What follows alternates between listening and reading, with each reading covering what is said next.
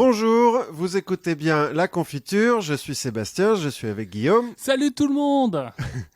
On a appris des trucs et on va vous les transmettre à notre façon parce que n'oubliez pas, la culture c'est comme la confiture. Ça fout grave la pêche.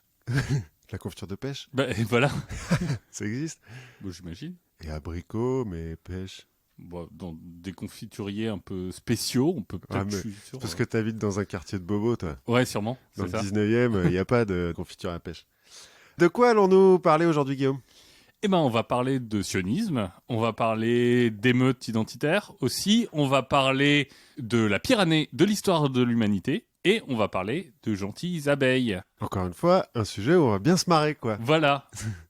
Ça va être parfait. Que des trucs hyper joyeux. Exactement. Et donc, on va commencer par le sionisme. Voilà. Ce qui tombe bien parce que je connais rien du tout à la Chine. Et pourtant, on a fait un épisode sur le reggae, enfin, Zion, quand Oui, même, quoi. c'est vrai, oui. Non, ouais, on va parler de sionisme, qui n'est pas en soi quelque chose de malheureux, mais on va retracer un petit peu l'histoire du peuple juif pour voir pourquoi est-ce qu'on arrive jusqu'au sionisme. Et c'est pas une histoire très très gaie. D'accord, alors j'imagine qu'on va partir d'Afrique, avec les grandes migrations. Ah bah on va parler du néolithique. Voilà, j'imagine bien. Ben ouais. Bon, en fait, pas vraiment, parce qu'au néolithique, il n'y a pas vraiment de juifs, mais quand même, parce que j'ai quand même réussi à remonter jusqu'à là. Le déluge, il semblerait que ça soit une version un peu romancée de la création de la mer Noire, après une période de glaciation, Oui, vers moins 6000, donc en plein néolithique. mais j'ai l'impression que c'est un peu une sorte de graal des géologues de Un petit peu. retrouver d'où vient le déluge. Oui, mais d'un point de vue géographique, ça va, ça se tient. Oui, Quoi. ça tient. Et de retrouver où est l'arche de Noé et tout ça. Ouais, alors là, par contre, moins 6000, un bateau, je pense que... Mais donc, Noé aurait vécu au néolithique. Alors, est-ce que Noé était juif? Pas vraiment, parce qu'en fait, la religion n'a pas été créée à ce moment-là, mais il parle quand même à Voilà, Dieu. mais il a donc, déjà en lui les germes de oui, la puis Dieu religion. lui a parlé, enfin, un ange lui a parlé et tout, donc un petit peu, quoi. Bon, bref. La première trace qu'on ait archéologique du peuple israélite, parce qu'à ce moment-là, c'est des Israélites, c'est en moins 1200 au pays de Canaan. En gros, on a trouvé des campements dont on pense que les gens ne mangeaient pas de porc, parce qu'il n'y a pas D'accord. d'ossements de porc, alors que dans le reste de la région, il y en a un peu. D'accord, ok. C'est pas non plus la Bretagne, hein, de manière générale, le cochon au Proche-Orient, c'est pas son... Son terrain de jeu de prédilection. Non, mais bon, dans d'autres campements, il y en a. Et surtout, il y a une stèle en Égypte, Oui, qui, genre les stèles de bataille, quand ils ont gagné, ils mettent ça dans la pierre, histoire que tout le monde se souvienne bien qu'ils sont forts, oui. qui dit que le pharaon de l'époque a combattu le royaume d'Israël et a gagné. D'accord. Donc ça, ouais, moins 1200, quelque chose comme ça. Ensuite, vers le Xe siècle, on aurait les rois David et Salomon. Ok. Je dis on aurait parce qu'on n'a pas vraiment de preuve de leur existence. On a une vague preuve que la maison de David a existé. Oui. Puisque sur une autre stèle comme ça, on trouve, une autre stèle égyptienne d'ailleurs, parce que les Égyptiens Mhm. sont un petit peu carrés administrativement. On trouve un truc, on a battu le roi du royaume d'Israël, de la maison de David. Donc on D'accord. se dit, ah, bah, David a dû exister. Quoi. Voilà. Bon, on ne sait pas exactement lequel David, mais... Bah, le roi David, Oui. a priori. L'Exode, Moïse, tout ça, impossible de retrouver un truc qui est lié avec à cet événement. Voire de la présence d'un peuple juif en Égypte. Alors, plus tard, si. Avant, parce que donc l'Exode, c'est censé se passer avant David et Salomon. Oui. On a quand même en Égypte présence de peuples qui pourraient être les ancêtres des Israélites au Proche-Orient. D'accord. Mais c'est pas sûr. Là, c'est vraiment de la conjecture, quoi. Parce D'accord. qu'on n'a pas vraiment de preuves. On verra plus tard qu'il est possible que tout ça ait été un peu inventé pour donner du courage un petit peu aux Juifs quand ils sont exilés à Babylone. Parce que donc, après le règne de Salomon, donc le règne hypothétique de Salomon, là, on est sûr, il y a deux royaumes au Proche-Orient. Le royaume d'Israël au nord, donc en gros le nord de l'Israël actuel et puis le Liban, et le royaume de Juda au sud, dont la capitale est Jérusalem. D'accord. Ça, on est sûr. Donc, Ça, il a donné la Judée. plus tard, ouais. Mais là, pour l'instant, c'est Juda, J-U-D-A. Ça, on est sûr que ça existait. Alors, dans la Bible, c'est des royaumes florissants et tout, machin. Le temple, il est incroyable. Il y a des palais partout, machin. En vrai, en archéologie, on n'est pas bien sûr que c'était des royaumes vraiment florissants. En fait, on pense que c'était plutôt des provinces de l'Empire assyrien. D'accord, parce que c'est le moment où les Assyriens ils conquièrent cet endroit-là. d'accord. Endroit où il n'y a pas que des Israélites, hein, parce que même dans ces deux royaumes, il n'y a pas que des Israélites. Il y a les gens qui vivaient avant au pays de Canaan et les Philistins qui sont arrivés par la mer, qui sont un petit peu des envahisseurs, quoi. D'accord. Bon. Pour la suite, là, je vais nommer, enfin, de manière générale, je vais nommer la Terre en fonction de comment elle était nommée à l'époque. Hein. Qu'on ne tombe pas dessus en disant, ouais, ça s'appelle Palestine depuis le début de l'humanité. Non. À ce moment-là, ça s'appelle Pays de Canaan, Royaume d'Israël, Royaume de Juda. Oui, Après, ça d'accord. s'appellera Palestine, on verra. Bref, c'est à ce moment-là qu'on construit le premier temple de Jérusalem, qui va tenir jusqu'à moins 587 et l'invasion des Babyloniens, Nabucodonosor II, qui a un nom bien. Oui, un nom de champagne, quoi. Un petit peu. Bah, en même temps, Jéroboam et tout, beaucoup de Oui, noms de champagne avec ça. Mathusalem. Ouais. Donc, Nabucodonosor II, il envahit le royaume Ça de veut quand Juda. même dire que, tu vois, il y en a deux qui ont eu ce nom-là. Ouais. Ah non, Au mais moins. il y a des noms. C'est un peu long à dire en plus en bouche. Enfin, Ouais, puis il faut voir que à cette époque-là, tu fais pas CTRL-P, quoi. Enfin, le nom de ton roi, il faut que tu te le graves dans la tablette, quoi. alors que David, tu vois, c'est plus Bah court. oui, Quand même. voilà. Déjà, c'est vachement mieux. Donc ouais, le Nabucodonosor, roi de Babylone, il envahit le royaume de Juda. En gros, le royaume d'Israël a plus ou moins disparu, a priori à cause des Assyriens, parce qu'en gros, ils sont pas complètement autonomes, hein, ces royaumes. C'est parce que royaume, c'est un peu un gros mot pour parler de ce que c'est vraiment, quoi. Oui, c'est là où ils sont, mais c'est des patchwork un peu interconnectés, j'imagine. Ouais, c'est des Il n'y a pas de cités-États. frontières hyper nettes. Non, non, non. Bah, puis on est toujours au 6e siècle avant Jésus-Christ, hein, donc. Ouais, donc Google Maps est pas hyper utile. Non. Et puis, de manière générale, ils sont entre l'Égypte et la Mésopotamie, donc l'empire égyptien et l'empire assyrien et babylonien. Et ces deux empires se font la guerre au milieu, donc au Proche-Orient, quoi. Oui. Donc il y a souvent des armées qui passent. Hein. C'était à cette époque-là qu'il y a eu de la guerre au Proche-Orient. Voilà, c'est la seule. Ouais, c'est un peu ce moment-là. Depuis, ça s'est calmé, mais à ce moment-là, c'est vraiment vénère. Donc ouais, là, ils se font envahir par les Babyloniens qui ramènent à Babylone la classe dominante, de manière générale, les prêtres, les scribes, les marchands un peu riches, D'accord. et qui laissent sur place les paysans, bon, tous ceux qui sont pas dans les villes, quoi. Oui. En gros. Et ceux dont on a besoin pour faire tourner un peu l'économie. Oui, alors j'ai l'impression Enfin, que Nabucodonosor, il a surtout rasé. Hein. Enfin, Jérusalem, là, typiquement, il le rase. C'est le premier temple qui... Premier temple, rasé. Ce qui fait que léger traumatisme dans le peuple juif, enfin en tout cas parmi ceux qui sont emmenés à Babylone, donc c'est ce qu'on appelle l'exil hein, dans la Bible. Mais en fait historiquement, ça serait aussi le moment où les scribes juifs à Babylone ont fini de compiler la Torah. Ah, tu veux dire que c'est à ce moment-là que le peuple juif a subi un traumatisme? Oui, c'est ça, c'est le premier. Après ça s'arrange, mais... Donc c'est à ce moment-là qu'ils compilent la Torah et qui vraiment fige un petit peu le credo. Il y a un seul Dieu, les 10 commandements, les trucs comme ça. Parce qu'en fait, avant, on a retrouvé... Enfin, les tablettes, quoi, pas la comédie musicale. Non, non. Les tablettes de la loi, tout ça, les trucs. Parce qu'en fait, avant, on a retrouvé plein d'idoles. Notamment la preuve que les Israélites avant, ils pensent que Yahvé c'est Dieu, mais qu'il a une femme qui s'appelle Asherah. Ils prient aussi un peu Baal, parce que Baal, c'est les Assyriens. Bon, Oui, un peu de syncrétisme. oui, voilà, ils sont larges, quoi. Et puis, bon, là, ils se font un peu traumates, et donc, du coup, ils se disent, ouais, c'est Dieu, il est pas content, parce qu'il nous avait dit quand même qu'il était tout seul, donc il s'est avait vengé. dit, tu ne vénéreras pas d'autre Dieu que moi. Voilà. Bon, C'était quand même assez clair, on va quand même leur dire. Du coup, ils le réémettent dans le Deutéronome et peut-être tout. qu'on a merdé. Voilà, on a un petit peu merdé. Et ça serait à ce moment-là, en fait, qui brode un petit peu autour de l'Exode, donc Moïse qui Oui. part d'Égypte pour rentrer au pays de Canaan, et Abraham qui part de Our, donc de Mésopotamie, pour trouver la terre promise que lui a promis Dieu. Parce que ça leur permet d'être unis un petit peu pendant qu'ils sont à Babylone, ils ne savent pas combien de temps ça va durer. De se forger une identité. Ouais, de se forger une identité, et ça va être un thème important, en fait, dans la religiosité juive, l'idée d'exil et de retour vers la terre promise. D'accord. Ou alors c'est les archéologues qui ont rien compris et c'est complètement la vérité. C'est-à-dire Bah, qu'il y a vraiment eu Abraham oui. et tout. Oui, c'est possible. C'est On a des hypothèses multiples. des hypothèses, mais c'est peut-être que Moïse a parlé à un buisson qui brûlait. Ça arrive à des gens. Oui. Pourquoi Il pas. faut se méfier des buissons. Voilà, on va en reparler dans nos petits sujets. Bref, en fait, ça dure pas très longtemps cet exil-là. Ils reviennent en 539. parce que le roi des Perses, Cyrus le Grand, rase Babylone. Et puis, il est sympa. En fait, il connaît pas les Juifs, donc il leur dit rentrez chez vous, cassez-vous. De toute façon, il n'y a plus de maison. De toute façon, moi, je détruis la ville, donc faites ce que vous voulez, mais voilà. Donc, ils rentrent avec leur Torah. Les Israélites qui sont restés, ils leur disent ouais, regardez les gars, c'est bon, maintenant on sait pourquoi. Maintenant, on n'a qu'un seul Dieu, ça va bien se passer. Puis Cyrus le Grand, il est sympa, il nous laisse faire ce qu'on veut et tout, c'est cool. Il y en a quand même qui vont dire non, non, non, non, mais on change pas, on reste comme avant, ça va devenir les Samaritains. D'accord. Et puis ça se passe bien, à peu près, jusqu'en 332, où on a Alexandre le Grand qui arrive et qui rase tout, parce que bon, c'est le chemin. Oui, voilà. Vers la Perse, c'est le chemin.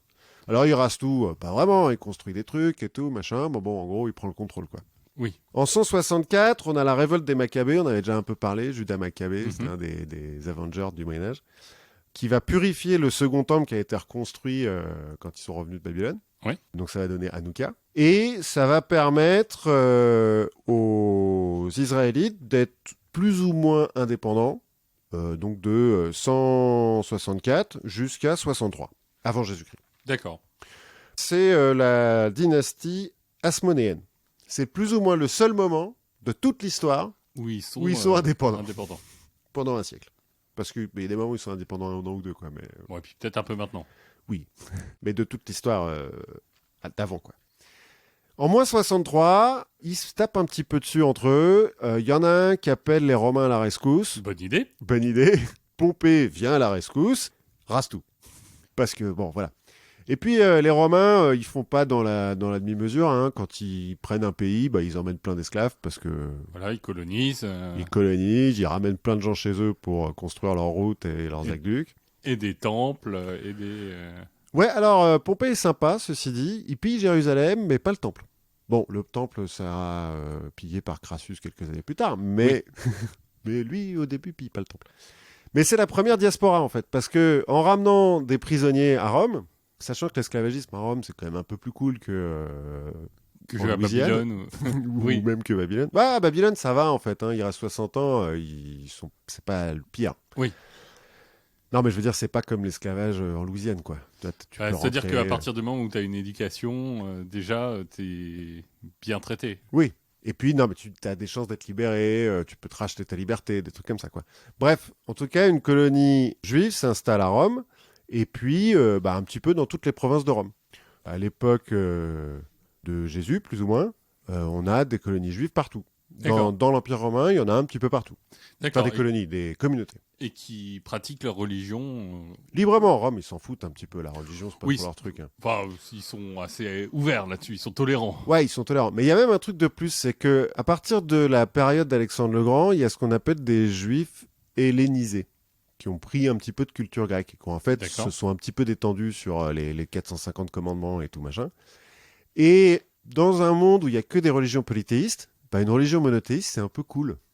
C'est un petit peu comme le bouddhisme maintenant en Occident. Oui.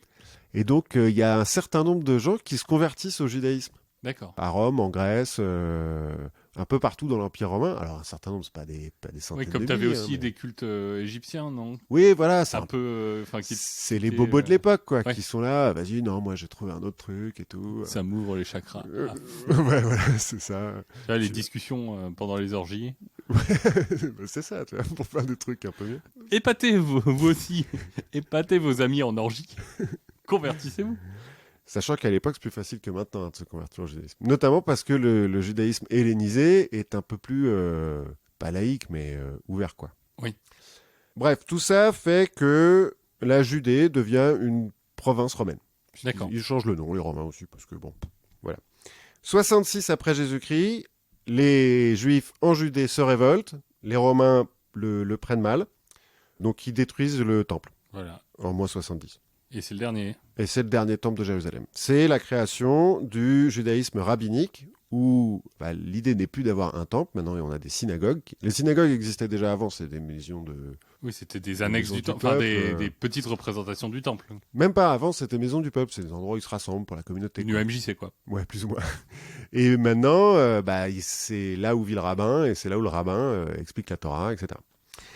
Et c'est le début de la deuxième diaspora, parce que... ils n'ont plus de temple, donc ils n'ont plus de raison de rester à côté de Jérusalem. Oui. Et puis, les Romains, à chaque fois, ils cassent des trucs, hein, quand même. Oui. Donc il y a des réfugiés. Donc il y Et a... puis ils continuent, j'imagine, à faire des esclaves. Ah bah oui, ils sont romains, quoi. Oui. Ils font ce qu'ils veulent. Donc il commence à y avoir d'importantes communautés juives en Égypte, à Alexandrie notamment, en Syrie, dans la Grèce, dans les Balkans, et en Espagne, qui est toujours une province romaine. Oui. Mais ils vont le plus loin possible, je Voilà. sais pas. En Écosse.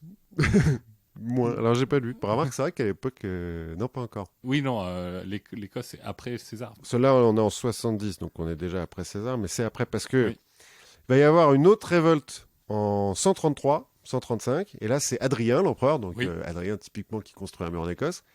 Là, il réagit vraiment mal. Adrien, il rase tout. Il vous dit, mais ça vous a pas suffi? Ouais. Ça fait 3 fois là. 180 000 morts, 50 villes rasées. Ils rasent Jérusalem, ils reconstruisent une ville romaine dessus, et ils D'accord. interdisent aux Juifs de rentrer. Ah oui. Non, Il est pas content. Ouais. non, il est pas content. Ils appellent ça Aelia Capitolina. Et ils changent le nom du bled aussi, ils appellent ça la Palestine. D'accord. Donc là, ils sont vénères un peu les Romains. Voilà. Là, il fallait pas pousser. Fallait pas pousser. Donc là, c'est quand même un petit peu un moment noir pour le peuple juif, de manière générale. Il en reste, parce que bon, les Romains sont... comment dire? Ils sont vénères, mais ils sont pas systématiques. Voilà, ils sont pas systématiques. Ils laissent en fait les petits villages, quoi. Donc Oui. il reste des Juifs en Palestine. Mais il y a la deuxième diaspora augmente, quoi. Il y a de plus en plus de réfugiés vers l'Égypte, vers les autres provinces romaines. Là-dessus, les Romains, que les mecs soient juifs, ils s'en foutent. Bah, tant qu'ils payent. Voilà, tant que c'est des bons citoyens et qu'ils se révoltent pas, vous pouvez être juif si vous voulez, ça, c'est pas notre problème. Surtout que la chrétienté commence à monter, au début les chrétiens c'est des juifs. Oui, je pense qu'on fait pas vraiment la différence. Non, ils sont là, ouais, d'accord. Vous avez un dieu unique, ouais, si vous voulez, on s'en fout.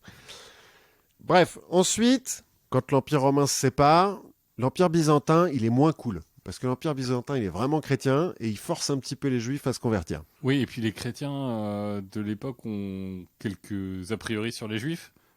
Alors, de manière générale, les chrétiens, pendant très longtemps, vont avoir des gros a priori sur les juifs, on verra qu'au 18e siècle, 19e siècle, ils vont changer la vie d'un coup. En mode, c'est vous qui avez tué Jésus, quoi. Ouais, mais alors, c'est pas encore là. Là, on est dans le 3e, 4e siècle, 5e siècle. Là, pour l'instant, c'est surtout convertissez-vous, elle est vachement mieux, notre religion. Ouais, c'est encore la compétition pour être Ouais, c'est la religion monothéiste dominante, ouais. dominante. Et Bon, en même fait- si quand t'as converti l'empereur, c'est un peu plus simple. Ouais, voilà. T'as 2 empereurs, un toi, bon, c'est quand même pas mal. Et en fait, il y en a plein, des juifs qui se convertissent parce qu'au début, il n'y a pas beaucoup de différence, quoi. Oui. 634, conquête de la Palestine par les Arabes, aidés par les Juifs qui sont sur place, parce qu'en fait, comme Byzance a une petite tendance à les oppresser, quand même, ils n'ont toujours pas le droit de rentrer à Jérusalem, bon, c'est pas non plus la fête. Quand les Arabes arrivent, ils font ouais, si vous voulez, rentrer. Allez-y. Sachant que dans les armées de Mahomet, il y a déjà des Juifs, Oui. pourquoi pas, quoi. Et ils ont raison, parce que les Arabes, ils sont plus sympas. Ils les laissent rentrer à Jérusalem, notamment, et puis ils les protègent tant qu'ils payent la taxe qui va avec le statut de dîmier. Oui. En gros, à l'époque, dans tous les pays musulmans, les croyants de la religion du livre, donc juifs et chrétiens, sont protégés. On n'a pas le droit de les forcer à se convertir, on les bute pas pour leur religion. Par contre, il faut qu'ils payent une taxe. Puis de temps en temps, ils ont un costume spécial. Et puis Mahomet va en profiter pour triper un peu Ouais. à Jérusalem. Du coup, mont du temple, voilà, on construit un joli truc. C'est à partir Non, de c'est là où il part visiter le ciel. Moi, je crois que c'est depuis le mont du... Enfin, la mosquée est autour de la pierre qu'il a touchée pour monter au ciel, se balader, découvrir un peu, et puis revenir. Ouais, il y a un truc comme ça. Je crois que c'est ça. Je connais pas bien les détails. Mais bon, en gros, c'est à cet endroit-là. Bon, comme par hasard, c'est à l'endroit où les Byzantins ont construit l'église où il y a le tombeau du Christ. Enfin bon. Oui. Et puis, c'est sur les ruines du temple de Jérusalem. Oui, exactement. Bon, peut-être qu'il y a un truc à cet endroit-là, tu vois, une énergie. Faudra demander à la prochaine orgie, il faudra qu'on demande. Bah écoute, moi qui suis allé à Jérusalem, bah j'étais hyper déçu. En termes d'énergie, je m'attendais à un truc mystique fou et non. Pas tant que ça. Non.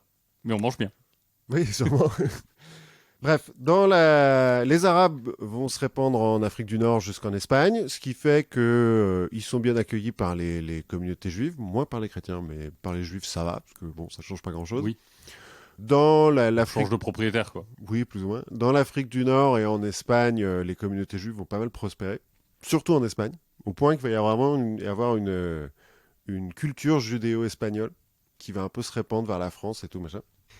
Au 11e et 13e siècle, C'est là où on commence à avoir des Ashkénazes et des Safarades ou c'est... c'est là où on commence à avoir des séfarades. Parce que séfarades, donc c'est Oui. juifs espagnols. Oui. Pas les Ashkénazes. Les Ashkénazes, ça vient un peu plus tard. D'accord. 11e, 13e siècle, croisade. Donc, à nouveau, un peu le bordel en Palestine. Typiquement, quand les croisés prennent Jérusalem en 1099, bah, ils enferment tous les juifs dans un bâtiment et ils le crament. Facile. Pas cool. Et ils interdisent à nouveau aux juifs de rentrer dans Jérusalem. On sait pas pourquoi parce que... Surtout qu'il n'y en a pas énormément. Hein. À l'époque, il y en a Oui. quelques dizaines de milliers, mais à peine, quoi. Enfin, c'est ceux qui sont restés. Il y en a Oui, pas et des puis masses. c'est pas eux qui tiennent la ville. Non, mais Mais bon, faut bien trouver quelqu'un sur qui taper. voilà. Ils étaient là. Bon. Quand Saladin reprend Jérusalem, ils ont de nouveau le droit de rentrer entre 1187 et 1229. Après, bah, de nouveau, plus le droit. Enfin, c'est un peu le bordel. Mais paradoxalement, ça permet à des juifs européens de revenir en Palestine. D'accord. Soit pour faire un pèlerinage à Jérusalem et repartir, parce qu'ils arrivent, ils voient que c'est quand même vachement la guerre. Et ils Oui. se disent, Il fait chaud, bon. il y a de la poussière et tout, puis il n'y a pas le tout à l'égout, on va peut-être rentrer. Soit pour vraiment s'y installer. Il y a même pas vraiment des croisades, mais des mecs qui essayent de partir en grande communauté, bon, qui n'y arrivent pas, parce que en chemin, voilà. Mais il y a un petit mouvement, quoi, de retour vers la Palestine grâce aux croisades. Après les croisades, fin du XIIIe siècle, dans la domination des Mamelouks, qui sont de nouveau donc des musulmans, ça se passe pas trop mal. Globalement, ça se passe mieux avec les musulmans qu'avec les chrétiens. À cette époque-là, ouais. En Palestine, en tout cas, ça se passe pas trop mal. En Europe, en revanche, XIIIe siècle, peste noire. Bon, bah, la peste noire, elle s'en fout, hein, elle touche tout le monde. Oui, mais Sauf- bon, faut trouver un bouc émissaire quand même. Voilà, faut trouver un bouc émissaire, et les juifs s'en prennent plein la gueule, hein, quand même. Je viens de le relire, là, il y a pas longtemps, à Bâle, par exemple, il y a toute la communauté qui se fait cramer. Voilà. Alors que, bon, a priori, ils y sont pour rien, quand même. Porter des masques et tout. Ouais, mais c'est les masques en pointe, là. Oui. Tu vois, Bah, en ça fait, perturbe. tu connais l'histoire des masques en pointe. Ouais, il y a des trucs au fond, là. Ouais, vrai. c'est que tu mets du camphre et des... Enfin, Et de la menthe ou je sais pas ouais, quoi. c'est ça, des trucs qui tuent les microbes, quoi, globalement. Enfin, tu Qui penses sont censés tuer les microbes. qui sont censés... Mais qui marchent un peu, quand même. Qui marche bien pour la mauvaise haleine, par contre. Oui, bah, oui. Bah, ça va avec le fait d'avoir 2 mètres entre eux. Donc, 13e siècle, 14e siècle, les Juifs se font expulser d'Angleterre en 1290, de France en 1306 et en 1394, d'Allemagne au 14e et au 15e siècle. Et c'est là qu'en fait, ils vont migrer vers l'Europe de l'Est, centrale et de l'Est, donc en Pologne, en Ukraine, République tchèque, enfin Tchéquie et Russie. Et c'est là qu'on a la création des Ashkénazes. D'accord. Alors, il y a une théorie qui veut qu'il y en ait certains aussi qui soient passés par la Syrie et qui soient remontés de l'autre côté, en faisant le tour de la mer Caspienne. D'accord. Mais c'est une théorie où il n'y a pas beaucoup de preuves archéologiques, quoi. 1492, l'Espagne est reprise par les chrétiens et ils virent les juifs pour faire un petit peu comme le reste de l'Europe, quoi. Oui. C'est Catherine. Ouais, c'est la reine Catherine, ouais, je crois. Oui. Enfin, c'est les rois très catholiques, quoi. Oui. Comme ils sont très catholiques, Oui. ils virent les juifs. Qui ont rien fait, hein, eux, pour le coup, mais Bah, bon, eux ils voilà, étaient là, c'est tout. Bon. vous êtes pas assez battus. Ouais, ça doit être ça. Parce que est-ce que vous êtes vraiment battu contre les musulmans? Non, mais enfin, nous, on n'est pas là pour se battre. Hein. Nous, Tant on, pis. on subit. Hein. Enfin, Mais nous, de manière générale, les mecs, ils nous roulent dessus, plutôt. Hein. vous on savez, fait- nous, à la limite, on est là pour se faire battre. Mais ouais, on n'y est pour rien. Bref, toujours est-il, les séfarades, du coup, vont en Afrique du Nord, en Algérie, on l'avait vu, les frères Barberousse. Alors, soit en Afrique du Nord, donc, soit en France et aux Pays-Bas, soit retournent en Palestine. D'accord. Notamment parce que à ce moment-là, la Palestine, elle est contrôlée donc par les Mamelouks et un peu par... En fait, ils retournent d'abord en Turquie. Chez les Ottomans, les Ottomans sont assez cool. Côté religion, enfin en tout cas côté judaïsme, ils sont assez cool, ils sont ouverts. Les Barberousse étant ottomans, en fait, ils en ramènent un petit peu, et puis le sultan, Oui. il dit, bah oui, bah venez, si vous voulez. Allez. Vous prenez vos richesses en plus au passage, bah venez, on va vous taxer un petit peu, mais ne vous inquiétez pas, ça va bien se passer. Et en 1517, Sélim Ier, donc le sultan ottoman, il va prendre la Palestine. Oui. Et du coup, il va dire aux Juifs, bah allez-y, Bah, c'est retournez-y si vous voulez. Allez-y, mais bon, il y aura une taxe. Il y aura toujours une taxe, mais allez-y si vous voulez. Et c'est un moment de l'histoire où la Palestine est plutôt florissante. Alors florissante, la Palestine, c'est pas non plus un endroit... Oui, quand on parle florissant, c'est pas l'Amazonie, quoi. Non, il y a quand même pas mal de déserts en Palestine, et puis il n'y a pas des ressources naturelles de ouf. Mais c'est un moment où il n'y a pas trop de guerre, Un peu d'huile d'olive. oui, et d'avocats, mais bon. Ah non, peut-être pas à l'époque. Peut-être pas à l'époque, parce que l'avocat, c'est pas Ça vient américain. d'Amérique, non? Il me semble que ça vient d'Amérique. Parce Ceci qu'on dit, on est avait au parlé 16e du- siècle. Peut-être qu'ils en ont ramené déjà. Parce qu'on avait parlé de la taille des noyaux d'avocat. Ouais. Mais Bon, il me semble que c'est américain. Bon, toujours est-il, c'est un moment où la Palestine est un peu prospère, et il y a même un conseiller de Soliman le Magnifique, donc sultan ottoman, un certain Joseph Nassi, qui est un juif marane, en fait. En Espagne et au Portugal, l'Inquisition, après qu'ils aient viré les juifs, l'Inquisition a dit, bon, maintenant vous vous convertissez. Il y en a qui sont convertis, puis il y en a qui sont convertis histoire de quoi. Ouais, qui ont dit ouais, on est convertis. Vous inquiétez vous pas. êtes chrétien, très bien, si vous voulez. Qu'est-ce qu'il faut faire? Rien. Bon, bah, super, on fait ça. On viendra à l'église tous les dimanches. Puis, Voilà, c'est ça. en revanche, on sera peut-être pas là le vendredi. Ouais. Donc c'est un juif marane qui a beaucoup bourlingué, l'impression qu'il a eu une vie assez sympa, qui finit par être conseiller donc de Soliman le Magnifique, qui, Soliman, en récompense, le nomme seigneur de Tibériade, qui est donc une ville de Palestine, Oui. qui est un des centres de la communauté juive qui reste Une en Palestine. des plus anciennes villes. Enfin, c'est autour Oui, du lac. Oui, c'est à côté du lac de Tibériade. C'est une ville qui existe depuis l'Empire romain, où il y a un peu une communauté religieuse juive, en fait. C'est un peu une des villes saintes, entre guillemets, du judaïsme.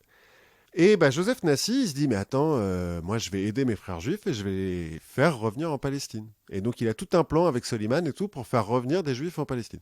Bon, sauf que Soliman meurt et puis donc ça se passe pas, quoi. Voilà. On change de ministre. Oui, du coup, il est plus ministre. Mais il est toujours seigneur de Tibériade, mais il est plus ministre. Donc il a plus le comment dire? Le portefeuille. Ouais, le portefeuille et la... L'accès et le pouvoir pour... Ouais. Mais on dit que c'est un des précurseurs du sionisme. D'accord. Parce que c'est lui qui ingénieur au début voilà, c'est la première fois... premier retour massif. Quoi. Ouais, c'est la première fois qu'un mec se dit il faut qu'on y retourne massivement. Au XVIe siècle, Safed, qui est une ville de Galilée, devient un peu un centre intellectuel et spirituel juif, notamment parce que c'est là qu'il y a beaucoup de rabbins kabbalistes. Et donc il y a des super synagogues et tout, machin, et ça, c'est vraiment un peu florissant, tu vois. C'est le moment où ça se passe un petit peu bien. Ça se passe un petit peu bien jusqu'au XVIIe siècle où l'Empire ottoman commence à flancher un petit peu. Du coup, il massacre des juifs. Encore une fois, pas vraiment de raison, mais... À un moment, fallait passer ses nerfs. Ouais, peut-être. Et puis, il y a des tremblements de terre au XVIIIe siècle, ça décline vachement quand même. XVIIe, XVIIIe siècle, en Europe de l'Est, il commence à y avoir de plus en plus de pogroms quand même. Oui. Donc c'est quand même pas la joie pour les juifs. Et du coup, il y a une espèce de vague de messianisme. Bon, il se trouve aussi que le Zohar, qui est un des textes des kabbalistes, oui. Selon... la façon dont tu comptes... Voilà, a prédit qu'il y a le Messie qui devait revenir à peu près à ce moment-là. Donc il y a des mecs qui se réveillent un matin en disant « Ah, je suis le Messie, les gars, suivez-moi, on va retourner en Palestine, vous allez voir, ça va être super. » Oui, et c'est bizarrement rarement, c'est « Ah, j'ai trouvé un Messie, mais c'est absolument pas moi. » Oui, non, c'est plus souvent des mecs qui... Bon. Donc il y en a quelques-uns qui partent avec alors des troupes de quelques centaines de personnes, hein. C'est pas non plus des dizaines de milliers de personnes, mais qui partent, peu qui arrivent, mais bon, quand même. C'est aussi le moment où on a la création du judaïsme hassidique et de manière générale du judaïsme orthodoxe. D'accord. Donc des types qui sont un petit peu raides sur les règles. Rigide, ouais. Et qui ont deux rapports par rapport à la Palestine. Il y en a qui disent il faut y retourner, comme les Messies, maintenant. Oui. Et d'autres qui disent non. Il n'y a que le Messie qui recréera le royaume d'Israël. Oui. Donc on attend le Messie. On n'a pas besoin. Nous, on n'a rien à faire. Tout ce qu'on a à faire, c'est de prier Dieu et de trouver que c'est formidable Dieu. Et quand le Messie arrivera, il fera tout pour nous. Sinon, on lui force la main. Voilà. Sinon, on force la main de Dieu et ça, on ne peut pas faire. On verra que ça va se prolonger, cette histoire. En Europe de l'Ouest, donc on est 17e, 18e, philosophie des Lumières. Dans l'encyclopédie, notamment, d'Alembert dit les Juifs, ils ont quand même vachement chié dans leur histoire, là. Peut-être que on pourrait commencer à les considérer comme des gens normaux. Je dis ça, je pose ça là. On fait ce que vous voulez. Faites ce que vous voulez. On parlera des femmes une autre fois. Voilà, je pose ça là. Non, mais le fait est que la philosophie des Lumières fait que ça s'améliore un petit peu en Europe de l'Ouest pour la condition des Juifs, au point que à la Révolution française, ils vont être émancipés en fait. Dès 1791, je crois, il y a une loi qui dit les Juifs sont des citoyens comme les autres, ils ont tous les mêmes droits que les citoyens normaux, et puis voilà. Normaux. Enfin, les citoyens. Oui. Non mais je comprends. Bon. Bah oui, à l'époque, oui. ils sont pas. Hein. En Amérique, même chose. Surtout qu'en Amérique, en fait, au début, il y a certains des pères fondateurs qui sont là. Attends, l'anglais, c'est la langue de l'oppresseur et tout. Faut qu'on trouve une autre langue. Si on prenait l'hébreu. Ah, j'allais dire, c'est l'essor de l'espéranto. Non, l'hébreu, ils veulent prendre l'hébreu. Alors pourquoi l'hébreu, je sais pas trop, parce que je crois pas qu'ils étaient juifs, les pères fondateurs. Ils étaient francs-maçons, c'est peut-être là qu'ils connaissent un peu d'hébreu. Bah ouais, peut-être les histoires de temple Ouais. et tout ça, où c'est cool. Enfin, c'est une autre écriture, c'est un autre alphabet. Tu te dis, Ouais, bon, en tout cas, c'est ce qu'il y a de plus loin de l'anglais que tu puisses trouver, parce que je pense pas qu'il y ait beaucoup d'arabes en Amérique à ce moment-là. oui, Parce qu'il y a quand même quelques juifs, Ou déjà, coréen. ou de coréens, non, assez peu. Mais il y a quand même quelques juifs. Dès le XVIe siècle, en fait, t'en as qui partent. Quand il commence à y avoir des pogroms, notamment à Amsterdam, il y a des types qui font, bah non, bah c'est bon, on se casse. Et ils vont à New York. Il y a un pays qui a été fondé soi-disant sur Ouais. la liberté religieuse.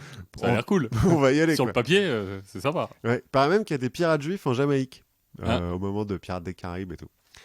Bref, à un moment donné, caresse l'idée de faire de l'hébreu la langue officielle des États-Unis. Bon, ça ne restera pas. Et puis après, ils disent, mais en fait, qui est-ce qui parle hébreu parmi nous? Ouais, surtout, qui est-ce qu'il parle? Qui est-ce qui est capable de l'enseigner là? Bah justement, à Yale et à Harvard, pendant quelques années, l'hébreu est obligatoire. Hein. T'es obligé d'apprendre l'hébreu. Bon, jusqu'à 1800, ils arrêtent. Hein. Ils font, ouais, en Oui. fait, c'est dur. Ouais, c'est dur. Et C'est dur comme langue, et puis surtout, c'est en une langue. pratique, ça Ouais. sert pas des masses. Bah, surtout qu'à l'époque, en fait, c'est juste une langue religieuse qui n'a pas changé depuis avant Jésus-Christ, quoi. Parce Oui. que même à l'époque de Jésus-Christ, ils parlent araméen, les mecs, ils parlent pas hébreu. Il y a que la Torah et puis les prières qui sont en hébreu. Donc il y a plein de mots qui Oui, n'existent pas. les autres parlent en araméen ou en yiddish ou en... Ouais, ou dans la langue du coin où ils sont, quoi. Oui. Mais donc il y a plein de mots qui n'existent pas. Tu peux pas dire galion en hébreu à l'époque. Ouais, ou téléphone portable. Ouais, en 1800, bon. Oui, bon, ok. Mais canon, tu vois, bêtement, canon, tu peux pas dire canon, il n'y a pas de mot pour canon. On verra, c'est un truc. En revanche, je ça. pense que persécution, tu peux le dire. Oui, ça. J'imagine que... Ouais, et puis comme ils sont vachement persécutés, les Américains, quand même. C'est ça, hein. Mais vraiment, ils ont un petit côté où ils se disent, ah, on est les nouveaux juifs et tout, on se fait persécuter, c'est horrible. Alors que bon, ça va quand même pour eux. Donc tout ce mouvement-là, les Lumières, les deux révolutions aux États-Unis et en France, ça lance au sein du peuple juif un courant d'émancipation. Où en fait, ils se disent, hey, si ça continue comme ça, les mecs, ils vont devenir intelligents, ils vont arrêter de nous cramer pour rien, et on va pouvoir, genre, prospérer normalement, et se mêler au reste de la société. Tiens ma bière. Ça se passe un petit peu quand même, hein. En France et en Angleterre, ils arrivent effectivement à prospérer. Il y en a même certains qui deviennent assez riches, la famille Rothschild notamment, Oui. dont on reparlera un peu plus tard. Ça, c'est du côté laïque. Du côté religieux, au 19e siècle, en Angleterre, enfin ça commence même avant, ça commence au 18e siècle.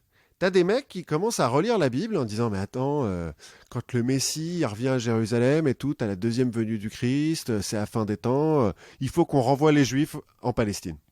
Et il se met à avoir un sionisme chrétien Oui. qui apparaît avant le sionisme juif. Donc ça commence milieu 18e et puis au 19e siècle, ils sont un peu vénères les mecs. Enfin, ils sont un peu vénères, ils sont motivés quoi. T'as l'Église d'Écosse qui écrit un bouquin là-dessus, enfin qui publie un bouquin là-dessus. T'as Moïse Montefloré qui est un type, un juif, mais qui a fait fortune en Angleterre, qui converse avec je sais plus quel homme politique anglais en disant mais si c'est possible, si ça vous dit qu'on rentre, moi je peux vous aider, il n'y a pas de problème, je connais des gens. Ça reste quelque chose d'hyper ancré dans certains milieux chrétiens. Aux États-Unis, ouais, maintenant, Aux chez les États-Unis, évangélistes. C'est pour ça qu'ils soutiennent Israël à mort. Pas pour les juifs. Hein. Non, mais c'est hyper bizarre parce qu'ils veulent que les juifs retournent en Palestine pour là-bas se convertir au christianisme, ce qui provoquera la seconde venue du Christ et donc l'apocalypse. Oui, mais l'Apocalypse, c'est joyeux si t'es du bon côté. Enfin, Oui, si t'as misé sur le bon cheval, oui. c'est ça. Mais c'est quand même hyper cynique, quoi. Ah oui, oui, très. Bon, les juifs, eux, ils disent, écoutez, si vous voulez nous aider, Bon. très bien. Hein. Pour une fois qu'on veut nous On aider, prend. on va pas cracher dessus. Hein, pas...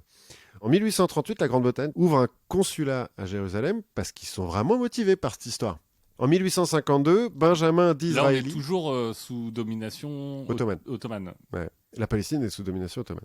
En 1852, Benjamin d'Israéli, alors qui est Premier ministre anglais, D'accord. qui est chrétien. Parce que, Comme son nom l'indique. comme son nom l'indique, en fait, son père était juif, mais il s'est un peu embrouillé avec la communauté et tout, donc il a élevé son fils comme un chrétien. Et puis il s'est dit, si puis je comme veux ça, il être est devenu- Premier ministre, Oui. j'ai plus de chance en étant chrétien. Ah non, à l'époque, il est chancelier de l'échiquier. Bon, enfin bon.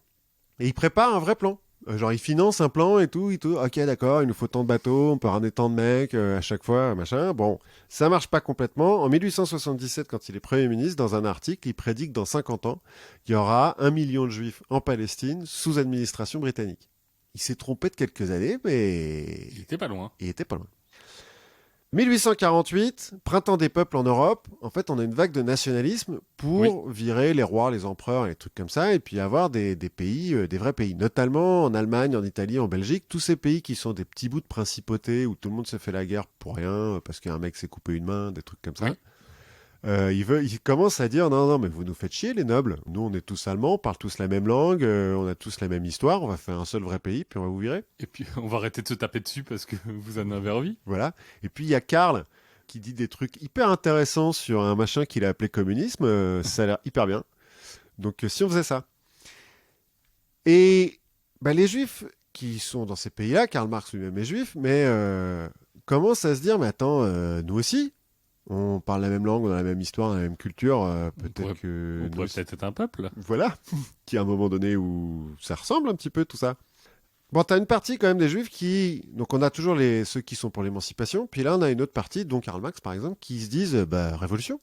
Si dans un pays communiste, déjà il n'y a plus de religion, donc voilà, on n'a plus de problème nous, et puis on n'aura plus de problème. Donc t'as une partie des juifs qui se dirigent vers le côté révolutionnaire.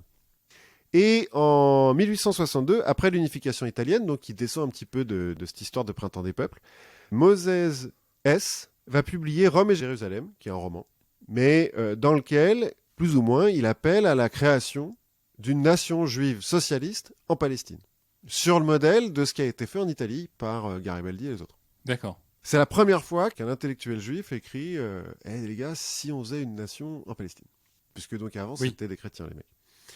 En 1869, l'Alliance israélite universelle, qui est une ONG maintenant, on dirait. D'accord, qui est une sorte d'organisation mondiale. Ouais, alors à la base française, mais qui en fait a pour but d'aider les juifs partout dans le monde. C'est financé par des riches français, juifs. Et ils vont fonder en 1869 une école agricole à Rafah, donc en Palestine. C'est la première colonie, entre gros guillemets, qui est créée en Palestine par des juifs européens. Alors, je dis entre gros guillemets parce que c'est une école, pas vraiment une colonie. Oui. Mais donc, c'est la première fois qu'il y a des juifs européens qui viennent s'installer en Palestine pour y faire autre chose qu'un simple pèlerinage. Ou parce que c'est des mystiques qui attendent le Messie, quoi.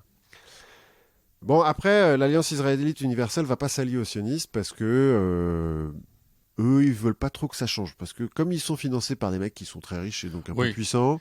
La révolution... Ouais, la révolution, c'est pas trop leur truc. Ils vont construire des écoles, quoi. Oui. C'est pas mal déjà. Hein, bah, mais... Non, mais c'est bien, on a besoin d'écoles. Oui, voilà. Donc là, ça commence à s'améliorer un petit peu pour les juifs. Tu te dis, bon, il y a une petite fenêtre d'espoir.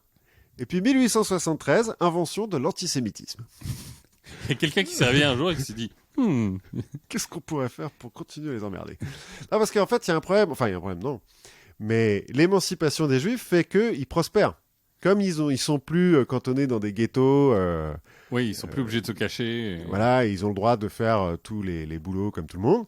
Et ben, il y en a certains qui prospèrent. Et du coup, t'as des non-juifs qui deviennent jaloux. Et puis, oui, alors il y avait déjà des discriminations, Ouais, mais qui étaient basées plutôt sur la religion. Oui. Alors que l'antisémitisme, c'est pire, c'est sur la race. Ils commencent à dire, non, mais les juifs, c'est une autre race, c'est des sémites, ils sont pas pareils, machin, faut pas qu'on se mélange, sinon ça va... Enfin, des théories racistes, quoi. Oui, c'est toujours la même théorie que quand t'es privilégié, l'égalité, ça a l'air d'une régression. Voilà, un petit peu.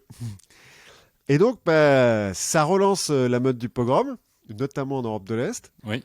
En France, en Angleterre, bah, y a des mecs qui se sont un petit peu poussés des ailes, puis qui commencent à dire qu'ils aiment pas les juifs, mais clairement, ce qui fait que les types qui étaient pour l'émancipation, enfin les juifs qui étaient là, genre ouais, on va pouvoir s'émanciper et tout, ils font quoi, pardon?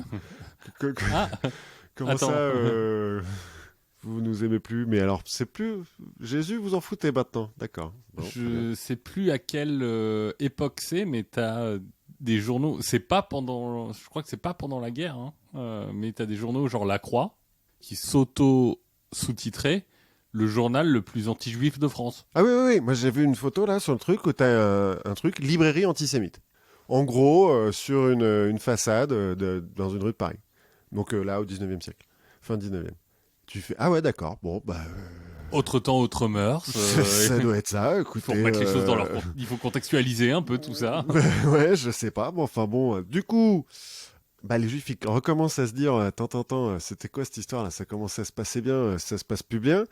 Dans les pays de l'Est, en Russie notamment, dans l'Empire russe, en fait, depuis 1791, les Russes, ils sont dans ce qu'ils ont appelé la zone de résidence. C'est-à-dire qu'ils n'ont pas le droit de s'installer en Russie. Genre à D'accord. Moscou, Saint-Pétersbourg et tout, ils n'ont pas le droit de s'installer. Ils sont obligés de rester dans les pays baltes, en Pologne, en Oui. Ukraine, en Biélorussie. Ce qui fait que, bah, à force, la concentration augmente un petit peu. Des Juifs, de la concentration dans la population, quoi. Et donc, quand ils s'émancipent, bah, les autres sont d'autant plus jaloux et donc d'autant plus de pogroms. Cool. 1881, il y a des pogroms particulièrement sanglants qui font suite à l'assassinat d'Alexandre II, le tsar. Oui. Assassiné par des nihilistes qui sont pas juifs, mais bon, ça n'a jamais Mais arrêté bon. personne. Voilà. Commence à comprendre un petit peu De toute façon, quand il y a un mouvement que t'aimes pas, il y a des juifs. Ouais, plus ou moins. Bah, c'est un peu ce que tu nous racontais la dernière fois sur les foules qui pètent des câbles, quoi. C'est ça. Parce que Alexandre II, il se fait assassiner, je sais plus trop où, en Russie, un mec qui lui lance une bombe. Et à 300 ou 500 km de là, en Pologne, des Juifs qui n'ont rien demandé, ils se font lyncher en pleine rue, quoi. Oui. Va savoir. Toujours est-il, Léon Pinsker, qui est un médecin juif polonais, va publier Auto-émancipation, une brochure dans laquelle il dit que l'émancipation tout seul, ça marchera pas, il faut qu'on la fasse nous-mêmes. Nous, juifs, il faut qu'on la fasse nous-mêmes. Parce que la judéophobie, selon lui, c'est lui qui n'utilise pas le mot antisémitisme, ne fera qu'augmenter avec l'émancipation donnée par les nations. Oui, parce que antisémitisme, que c'est un critère racial, je sais pas si lui se sent sémite, quoi. Ouais, en plus, il est ashkénaze, lui, pour le coup, c'est l'Europe de l'Est. Oui, alors certes, si on reprend toute ton histoire, ça vient Oui, ils viennent tous du même endroit, mais j'imagine qu'après plusieurs siècles passés en Pologne, ouais. ton sang du désert, il est un peu dilué. Il est un peu refroidi. Certes. Et puis il parle yiddish, en fait, il parle plus hébreu. Oui. Bah, il parle pas hébreu, mais... Oui, pour le coup, oui. Non, mais je crois que même leurs prières sont en yiddish. D'accord. Enfin, selon les communautés, ça change un petit peu. Toujours est-il, Pinsker va fonder une association qui s'appelle les Amants de Sion, qui est en fait un réseau d'associations un peu partout en Europe de l'Est jusqu'en Allemagne, qui, grâce à l'aide du baron Edmond Rothschild, qui est français, mais bon, va se mettre à acheter des terres en Palestine pour y envoyer des fermiers. Et c'est une mention, rien à voir avec le prieuré, qui est une... Alors, le prieuré de Sion, c'est un brûlot antisémite. On en avait parlé. Ouais. Non, les Amantions, alors en fait, il y a un nom en hébreu, mais je prononce très mal l'hébreu, donc je préférais prendre le mot français. Non, c'est l'amicale des amis de Palestine, quoi. Oui. Et donc, ils commencent à envoyer des mecs là-bas. C'est ce qu'on va appeler la première Alia. Alia, ça veut dire... Le retour en Israël. Voilà.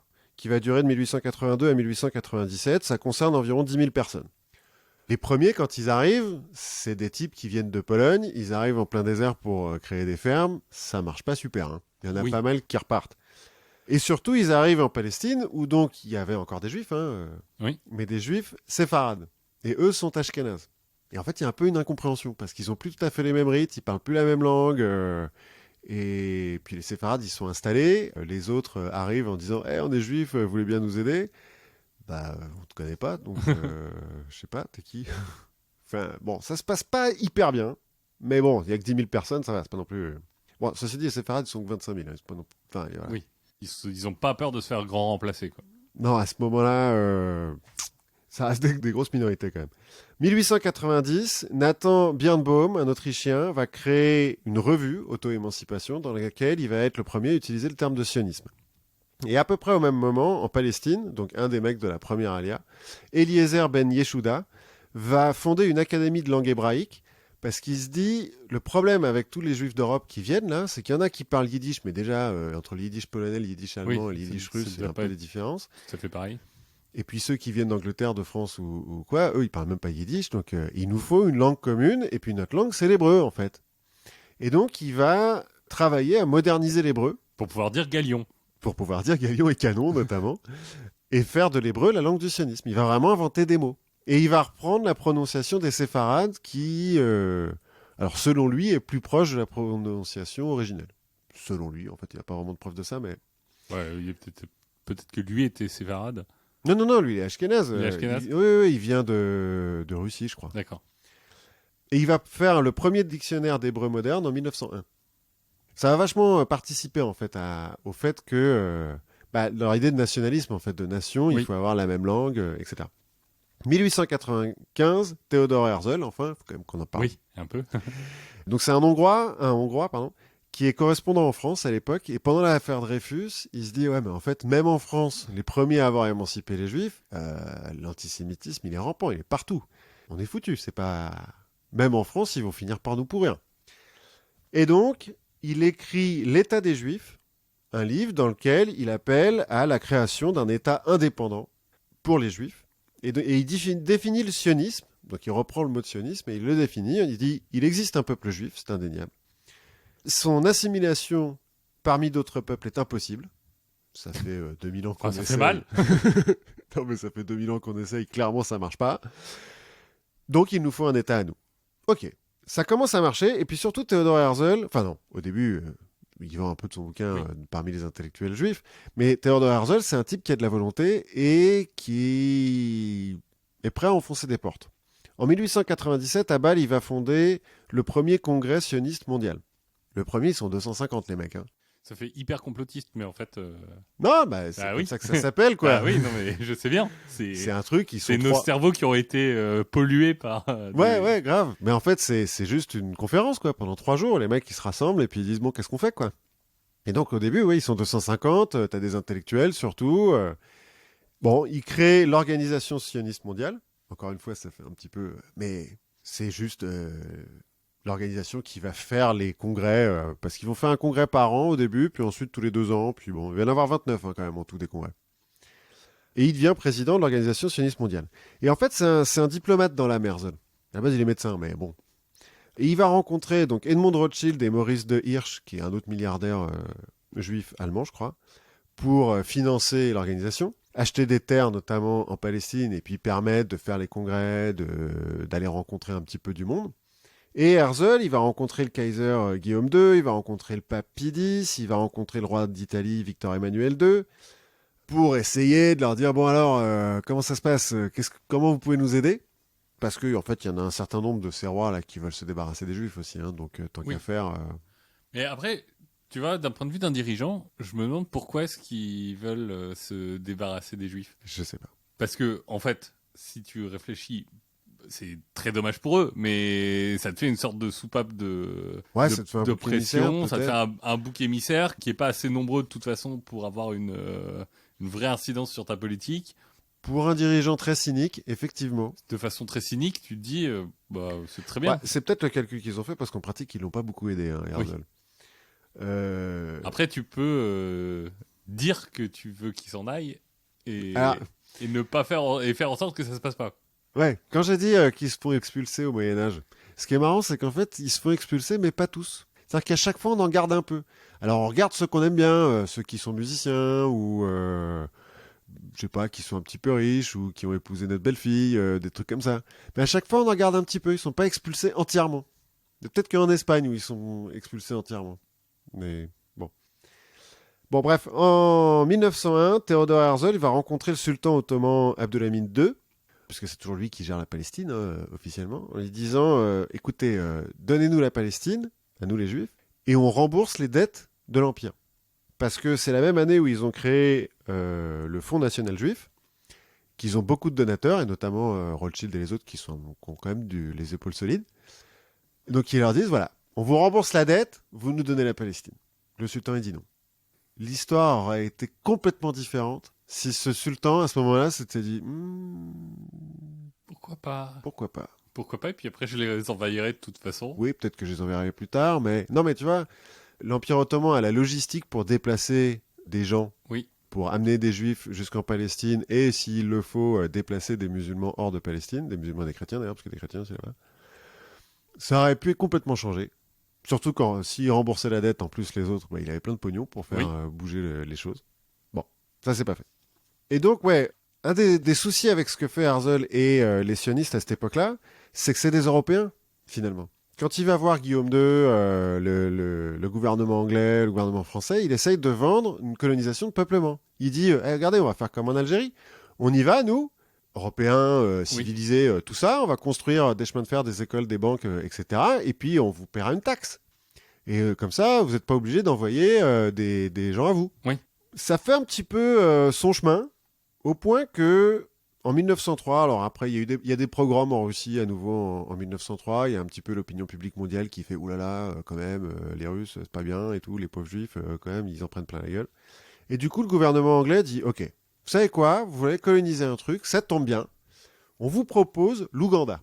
Qu'est-ce que vous en dites?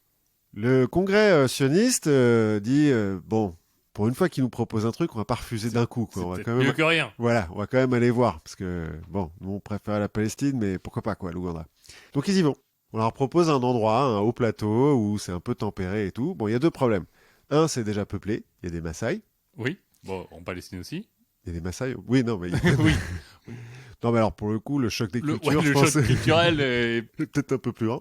Puis bon, la nature veut te tuer quand même. Donc Oui. l'Ouganda, c'est le Kenya actuel. Il y a des lions, des serpents et des trucs comme ça. Et les mecs, ils font, bah non. En fait, c'est dangereux, ça a l'air dangereux par là. Ouais, c'est beaucoup trop dangereux, votre truc. Et puis, c'est à l'autre bout du monde, c'est pas là qu'on va aller. Donc, il refuse. En 1905, il refuse, et c'est le 7e congrès sioniste. Il dit non, non, non. C'est la Palestine ou rien. Oh, ok, bon. C'est Joseph Chamberlain qui leur avait proposé ça, le père du Chamberlain qui trouvait que Hitler n'était pas si dangereux que ça. D'accord, rien à voir avec le joueur de basket alors. Je ne crois pas. Mais alors, peut-être. Je sais pas, moi, la famille Chamberlain a Bah peut-être... oui, peut-être que, hop, ils ont donné l'un des plus grands joueurs de basket de tous les temps. Donc, En même temps qu'un des plus mauvais premiers ministres d'Angleterre, je veux dire, ça arrive. Herzl, il va mourir en 1904, et à ce moment-là, en fait, on a au sein du sionisme, donc le sionisme politique qui continue à faire la tournée des diplomates pour essayer de trouver une solution diplomatique, un peu plus à gauche politiquement, ce qu'on appelle le sionisme pratique, qui est dirigé par un certain Chaim Weizmann, dont on va reparler, qui en gros dit, bah on va pas attendre. En fait, on va y aller, hein. On a de quoi s'acheter un bateau, enfin au moins un ticket pour oui, y on n'est aller, pas obligé de le faire en masse, organisé, machin. Ouais, allons-y petit à petit, quoi. Et puis au bout d'un moment, au moins ceux qui sont là-bas, ils seront sauvés. Et puis voilà. Donc ça, c'est le sionisme pratique. Et on a au sein des socialistes des types qui disent bon, la révolution, ça a pas l'air de venir en Europe, on va aller la faire là-bas. Et donc c'est les sionismes travaillistes, qui sont marxistes au début, Oui. qui partent aussi en Palestine d'eux-mêmes. C'est la deuxième alia. Ça comprend 40 000 juifs, en gros, de Palestine, surtout des Russes, donc qui fuient les pogroms du début du XXe siècle. En 1909, du coup, on a la fondation de Tel Aviv et du premier kibbutz. D'accord. Les kibbutz étant des fermes kolkhozes, collectivistes. Ouais, un peu comme des kolkhozes. Le problème des kibbutz, c'est que c'est vachement fermé sur soi-même, et donc ça refuse les gens de l'extérieur.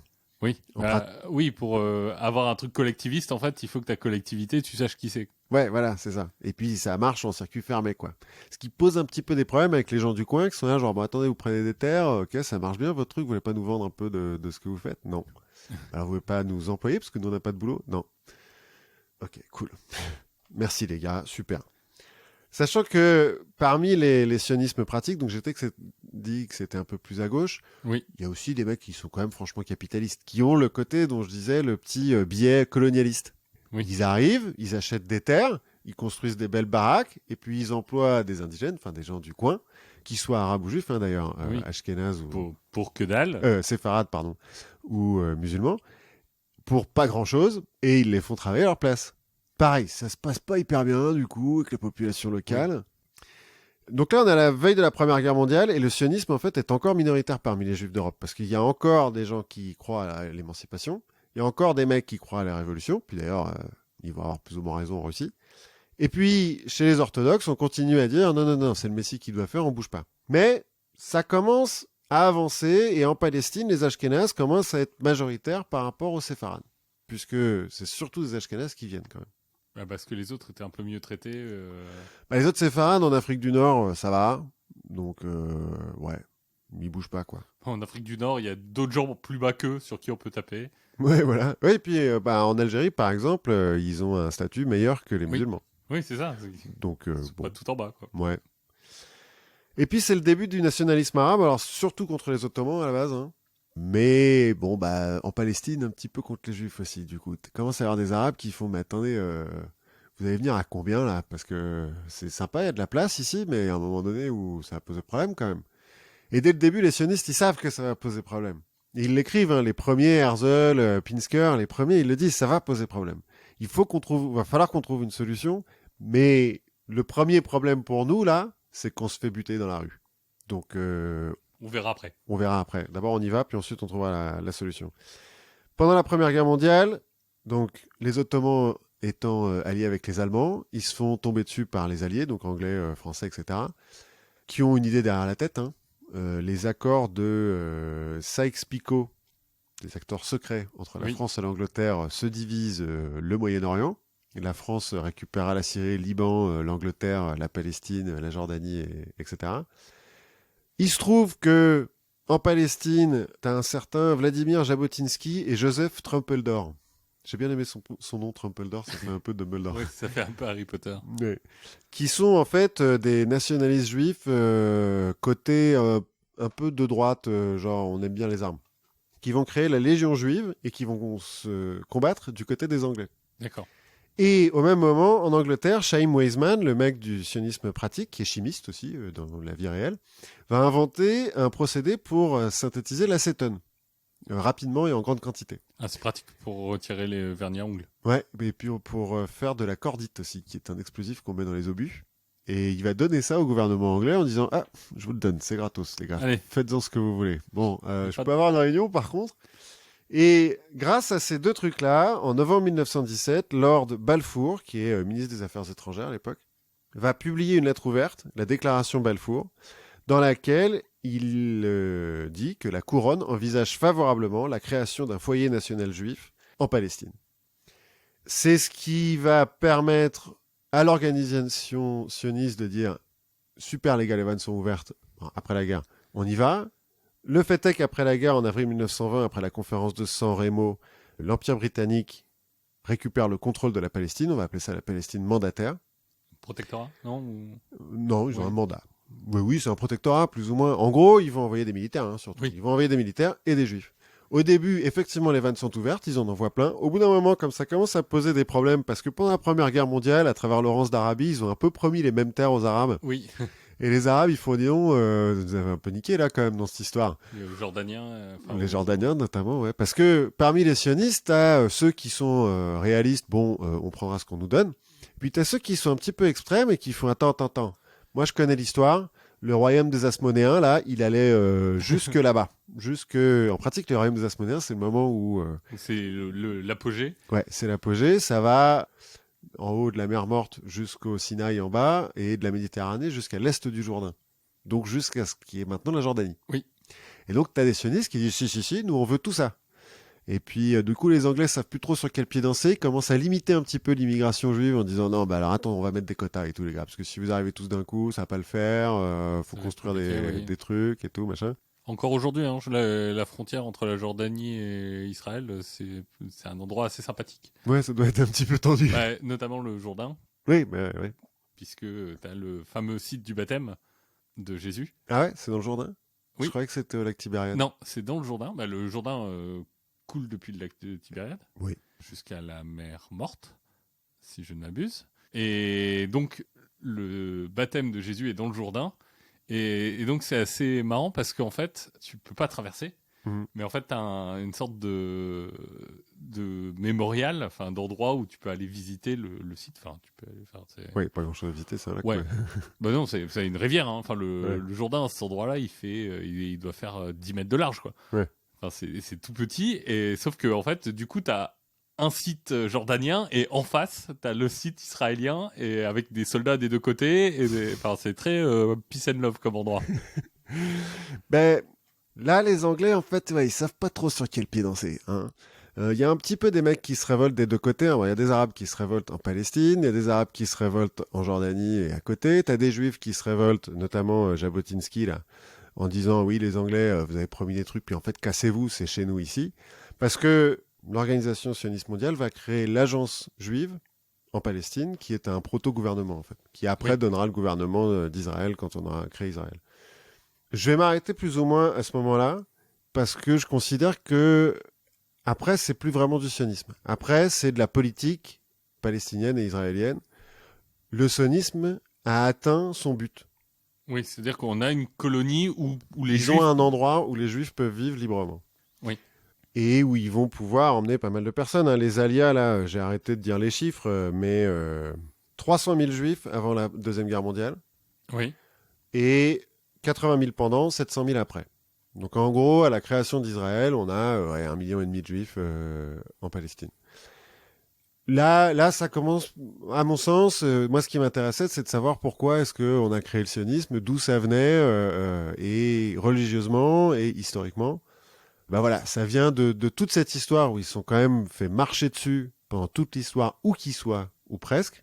Et quand c'est pas les gouvernements qui en marchent dessus, c'est des tremblements de terre qui pètent leur ville. Cette idée religieuse de la religion a été créée en exil et l'idée c'est de pouvoir retourner à la terre promise. Et puis le 19e siècle, la révolution industrielle qui a permis aux Juifs du monde entier de se parler, de se rendre compte que c'était le bordel partout et aux déplacements de se faire plus facilement. C'est-à-dire que le voyage d'Europe jusqu'à la Palestine, à la fin du 19e siècle, début 20e siècle, il n'est pas vraiment dangereux. Il est long, mais il n'est pas vraiment dangereux. Bon, pour la petite blague, en fait, Israël, c'est pas le seul État juif au monde. Il y en a un autre. En Éthiopie ou... Non, en Éthiopie, il y a une communauté juive. Oui. Mais non, il y a un autre État juif. En fait, en 1928, en URSS, Staline, qui veut respecter la Constitution, qui dit la Constitution soviétique, qui dit que chaque nationalité dans l'Union soviétique doit avoir son État. Il dit, les Juifs, oui, d'accord, vous êtes un peuple, vous êtes une nationalité, vous avez droit à votre État, je vous donne un État. Il va donc donner le Birobidjan, soit une république autonome juive, donc, aux Juifs russes qui le veulent, dans laquelle le yiddish sera la langue officielle et ça sera administré par des Juifs. Bon, petit problème, c'est à 5000 km de Moscou, à la frontière chinoise, tout au bout de la Sibérie. Et en 1928... Enfin, pas tout au bout, parce que tout au bout, il y a des ports et c'est... Ah oui, non, juste avant les ports. Oui. T'as l'espèce de petite langue, là où il y a Vladivostok, Oui. qui est un petit peu machin, c'est juste avant. À l'endroit où c'est encore quand même vachement la steppe. Donc en 1928, quand ils leur donnent, il n'y a rien. Quand les premiers qui y vont, ils arrivent dans un bled où il n'y a rien. C'est même pas pavé. Enfin, il y a un bled, mais les rues sont pas pavées, il n'y a rien du tout. Il y en a quand même 18 000 qui vont y aller, des Juifs, là-bas. Et ça existe encore. D'accord. Alors il y en a très peu maintenant, des Juifs là-bas, mais c'est le seul autre territoire qui est officiellement un territoire juif. Mais alors, si mes souvenirs sont bons, il y a une partie aussi de l'establishment nazi qui n'était pas contre cette idée de sionisme. Non. En fait, t'as pas mal d'antisémites qui sont assez pour les sionistes, qui se disent mais très bien, cassez-vous. Qui disent nous, tout ce qu'on veut, c'est pas de juifs chez nous. Alors, donc, si vous voulez aller tous ailleurs, très bien, ça nous va. Les nazis, ouais, en particulier, les nazis vont reprendre une idée qui avait été avancée par les Polonais. À un moment, en 1936, les Polonais, le gouvernement polonais, dit aux Juifs, c'est encore partez, en Afrique. Madagascar. Ils disent, vous avez qu'à aller à Madagascar, qui à l'époque est une colonie française. Les Français disent, non. Déjà qu'on a pas mal de problèmes à Madagascar et on est en train de massacrer tout le monde, on va pas... Ça va, hein. Ça va nous fatiguer. Ça va pas ramener d'autres gens. Et les nazis vont reprendre cette idée-là. Bon, ils vont pas le faire, mais ils vont... Non, parce qu'il me semble que... Alors, je crois qu'Hitler a toujours été assez clair sur le fait que lui, il visait l'extermination, mais je crois que t'en avais quelques autres assez haut placés qui, eux, disaient « Non, mais c'est bien, on les repousse, on les envoie loin. » Bon. Après, j'ai lu, parce que pendant la Deuxième Guerre mondiale, il y a un quartier juif qui se crée à Shanghai. Parce que t'as quand même des types qui arrivent à partir de l'Allemagne nazie, de la Pologne, etc. Alors c'est hyper dur de partir parce qu'il faut un visa avant de partir, parce qu'en fait l'Allemagne nazie fait tout pour les garder, pour garder leur pognon, pour qu'ils partent sans rien en fait. Oui. Dans leur pognon, leurs objets de valeur, tout ce qu'ils ont quoi. Et donc il faut un visa pour pouvoir partir, et il y a plein de pays, notamment l'Angleterre et la France, qui donnent pas de visa. Et la Chine à l'époque, enfin en tout cas Shanghai à l'époque, donne des visas, oui vous voulez venir, venez. Et t'as plusieurs dizaines de milliers de juifs qui vont émigrer jusqu'à Shanghai. Et il y a un quartier juif à Shanghai pendant une dizaine d'années. D'accord. Il y a aussi une communauté juive en Chine, mais qui n'a rien à voir et qui s'est éteinte de sa belle mort au fur et à mesure de l'histoire. En fait, ça s'est assimilé. Quoi. D'accord. Voilà. Eh ben écoute, on va continuer à parler d'identité. Vas-y. Moi, je voulais te parler d'un bar. Parce qu'il se trouve que l'histoire s'écrit aussi dans les bars. Mais alors, beaucoup de fois, je pense. Beaucoup de fois. Enfin, il y a plein d'histoires célèbres. On parlait de... Là, on finissait malheureusement sur les nazis. Mais Hitler a commencé son ascension politique dans les brasseries de Munich. Mhm. Les Il aurait Lumières... pu finir sa vie aussi dans une brasserie qui a explosé. Oui, exactement. Les Lumières avaient une sorte de QG qui s'appelait le Procop, Mhm. qui était un café, qui était un peu le centre de toutes ces choses. Il faut savoir, t'as des choses un peu étranges. Par exemple, les Marines Mhm. américains étaient créés dans un bar. Comment ça? Bah, ça a été créé un soir entre des généraux, je crois, qui étaient tous dans un bar et ils se sont dit, tiens, il faut On va créer un nouveau corps. on va créer un nouveau corps, le corps des Marines. Voilà. En fait, c'est le général de l'armée de terre et le général de l'armée Je sais. de la marine, enfin de la Navy. Qui se sont dit, bon, Euh, comment on fait? on fait un gosse. Par exemple, t'as un truc qui est assez drôle, c'est ce qui s'est passé à la taverne de Swindlestock. La taverne de Swindlestock, comme tout le monde le sait, c'est à Oxford. Oui, Oxford en Angleterre. Oxford en Angleterre. Bah, alors, on est le 10 février 1335. Oui, Donc, Oxford en Angleterre. a priori. Et en fait, Oxford en Angleterre, à cette époque-là, c'est un peu comme Paris. C'est-à-dire que c'est un grand centre universitaire. Mhm. Et en fait, à cette époque-là, les étudiants, c'est bien, mais ça fout le bordel. Alors que de nos jours, Alors que de nos jours, étudiants- aucun souci. Mais c'est-à-dire que, surtout à Oxford, qui est une ville où il n'y a pas grand-chose d'autre, en fait, t'as un vrai schisme entre les universitaires d'un côté et les citadins, les gens de la ville, qui sont pris un peu de haut. Et donc, ce 10 février 1335, t'as des étudiants qui boivent, qui étudient, on va dire, et qui qui se remettent de tout ce qu'ils ont étudié avant. voilà, et il se trouve qu'ils aiment pas le vin. Ouais. Donc, il commence à dire au patron que son vin est dégueulasse. Lui, il dit bah non. La discussion devient vive jusqu'à ce que y en ait un qui lui balance du vin à la gueule du patron. Bagarre. Normal. Les citadins vont aller sonner les cloches d'une église, je crois même de l'université, pour appeler tout le monde à la rescousse. Il y a 2000 citadins qui arrivent. C'est des bastons dans les rues, ils vont défoncer les portes des dortoirs universitaires. Bref, on aura 63 étudiants morts et 30 citadins morts aussi. Pas mal, belle émeute. Belle émeute. Et là, Tout ça pour un vin rouge. pas très bon. Enfin, ou des gens qui savent pas apprécier le bon vin. C'est possible. Je ne prends pas parti dans cette dispute. Ça me dépasse. Bref, là, on va parler de Stonewall. Donc, le Stonewall Inn, qui est aussi un bar. Mhm. Et là, on est de l'autre côté de l'Atlantique, puisqu'on est à New York. Et on est en 1969. Mhm. Alors, les années 60, on en avait déjà parlé un petit peu l'autre fois, c'est le moment de l'émancipation, un peu de révolution des mœurs, la lutte pour les droits civiques. Enfin, en gros, tout le monde, les femmes gagnent Oui, plus de droits aussi. Enfin, tout le monde est un peu commence à gagner des droits, tout le monde commence à aller vers plus d'égalité. Tout le monde, sauf une petite communauté. La communauté LGBT. Parce que bon, ça reste une communauté qui est assez mal vue. C'est-à-dire que, en fait, après la Seconde Guerre mondiale, la communauté LGBT, alors je m'excuse hein, pour mon vocabulaire qui est pas forcément complètement au fait de ce qu'on doit dire et pas dire, donc je vais le dire avec mes mots en essayant d'insulter personne. Mais en gros, c'est des gens qui sont inclus dans les listes d'anti-américains de McCarthy. Avec les communistes. Avec les communistes et les anarchistes, être homosexuel, c'est être anti-américain. Ok.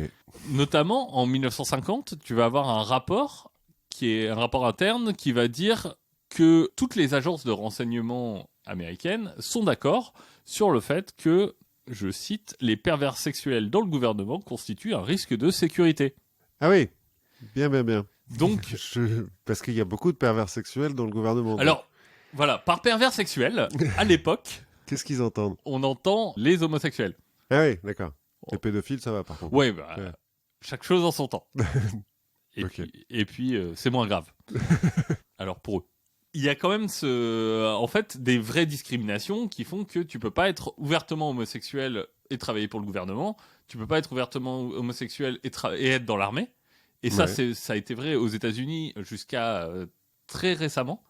Je crois que c'est dans les années 2000 ou 2010. Hein, Je crois que c'est Obama qui a enlevé Don't Ask, Don't Tell. Oui, c'est ça. C'est que après, une fois qu'il y a eu une plus grande émancipation, on a le droit d'être homosexuel, on n'a juste pas le droit de le dire. Et on ne pose pas la question. C'est ce On que tu pose dis, après, ouais. c'est don't ask, don't tell. Voilà. Donc, dans ces années 50-60, il y a une surveillance, en fait, du coup, de la communauté homosexuelle qui se traduit par des listes. Parce qu'au FBI, on aime bien les listes. C'est un petit peu carré, le FBI. C'est ça. Par des raids dans les parcs, notamment, ou dans les lieux qu'on connaît de rassemblement de la communauté homosexuelle. En 52, l'homosexualité est définie comme une maladie mentale dans le DSM. Donc le DSM, c'est le, je sais plus, diagnostic and je sais plus quoi de santé mentale. En gros, c'est un peu la bible de l'American Association of Psychology, qui aujourd'hui fait référence dans tout ce qui concerne la santé mentale. En gros, c'est le catalogue des maladies mentales. Et en 52, l'homosexualité y est. Il y sera jusqu'en 74. Donc au même titre que la schizophrénie, par exemple. Exactement. Voilà, au même titre que manger son caca. Enfin, Ah, la coprophagie, c'est une maladie mentale. Bah, pourquoi? t'as des gens qui traquent la poste, ouvrent le courrier quand ils soupçonnent qu'il y a des revues homosexuelles qui... Parce qu'elle est parfumée, genre les mecs qui reniquent le truc et tout, fait c'est un peu parfumé ça. Non, parce que t'as quelques revues qui commencent à se former un peu, qui se passent sous le manteau, et notamment beaucoup par la poste, et donc la poste intercepte. Comment il s'appelle ce dessinateur Tom of Finland? Ah, je ne connais Derrière? Non. Je crois que c'est à cette époque-là, un mec qui à la base dessine pour des revues de sport, enfin tu vois, de culturistes, Oui. et des trucs comme ça, et donc beaucoup d'hommes très Musclés et très peu habillés. Et en fait, c'est clairement une revue homosexuelle, mais bon, ça passe. Non, c'est du culturisme. Du coup, à l'époque, la communauté homosexuelle, LGBT, commence à s'organiser. Mhm. Notamment, on va avoir deux sociétés qui vont se créer. La Matakin Society, qui est plutôt donc une société d'hommes, qui va se créer à Los Angeles, et les filles de Bilitis, elles plutôt à SF, à San Francisco. En fait, leur message, c'est de dire les homosexuels sont des gens comme tout le monde. Mhm. Il n'y a pas de différence, et en fait, c'est un peu l'idée de dire on peut pas distinguer un homosexuel d'un hétérosexuel comme ça. En vrai, ce sont les mêmes personnes. Mhm. Bon, elles vont quand même prendre un peu cher, hein, ces organisations. Elles vont être noyautées par le FBI. On va avoir, COINTELPRO un petit peu. on va avoir des listes, des agents doubles. Et Mais alors, comment ils font? L'agent double du FBI qui a pas le droit d'être homosexuel parce que sinon il Oui. peut pas bosser au FBI, comment est-ce qu'il s'infiltre dans une organisation homosexuelle? tu peux dire que tu l'es. Alors, Bah, quand t'es agent du FBI et que t'as un petit peu droit dans tes chaussettes... Non, mais tu peux mentir pour ton infiltration. Ouais. C'est des organisations qui sont pas des organisations... Enfin, c'est pas des orgies, quoi. Oui, non, mais Non, mais ce que je veux... Et à tel point que quand ils organisent des protestations, ils vont en organiser quelques-unes, c'est justement... Le but est de donner une sensation de normalité. Quand ils font des manifs, ils sont en costume pour les hommes, ils sont en tailleur jupe longue pour les femmes, interdiction de se tenir la main, de s'embrasser, enfin... Tu vois, dans ce contexte-là, Oui, ça va. Là effectivement, l'agent du FBI peut passer. Et à côté de ça, tu as d'autres mouvements un peu moins structurés, mais qui vont plus de l'autre côté. C'est-à-dire qui sont plus un peu ce qu'on pourrait appeler des rebelles, qui, eux, veulent revendiquer leurs différences. Notamment, il y a un grand mouvement qui est plutôt mené par des travestis, qui, eux, ça se voit un peu plus. Ouais.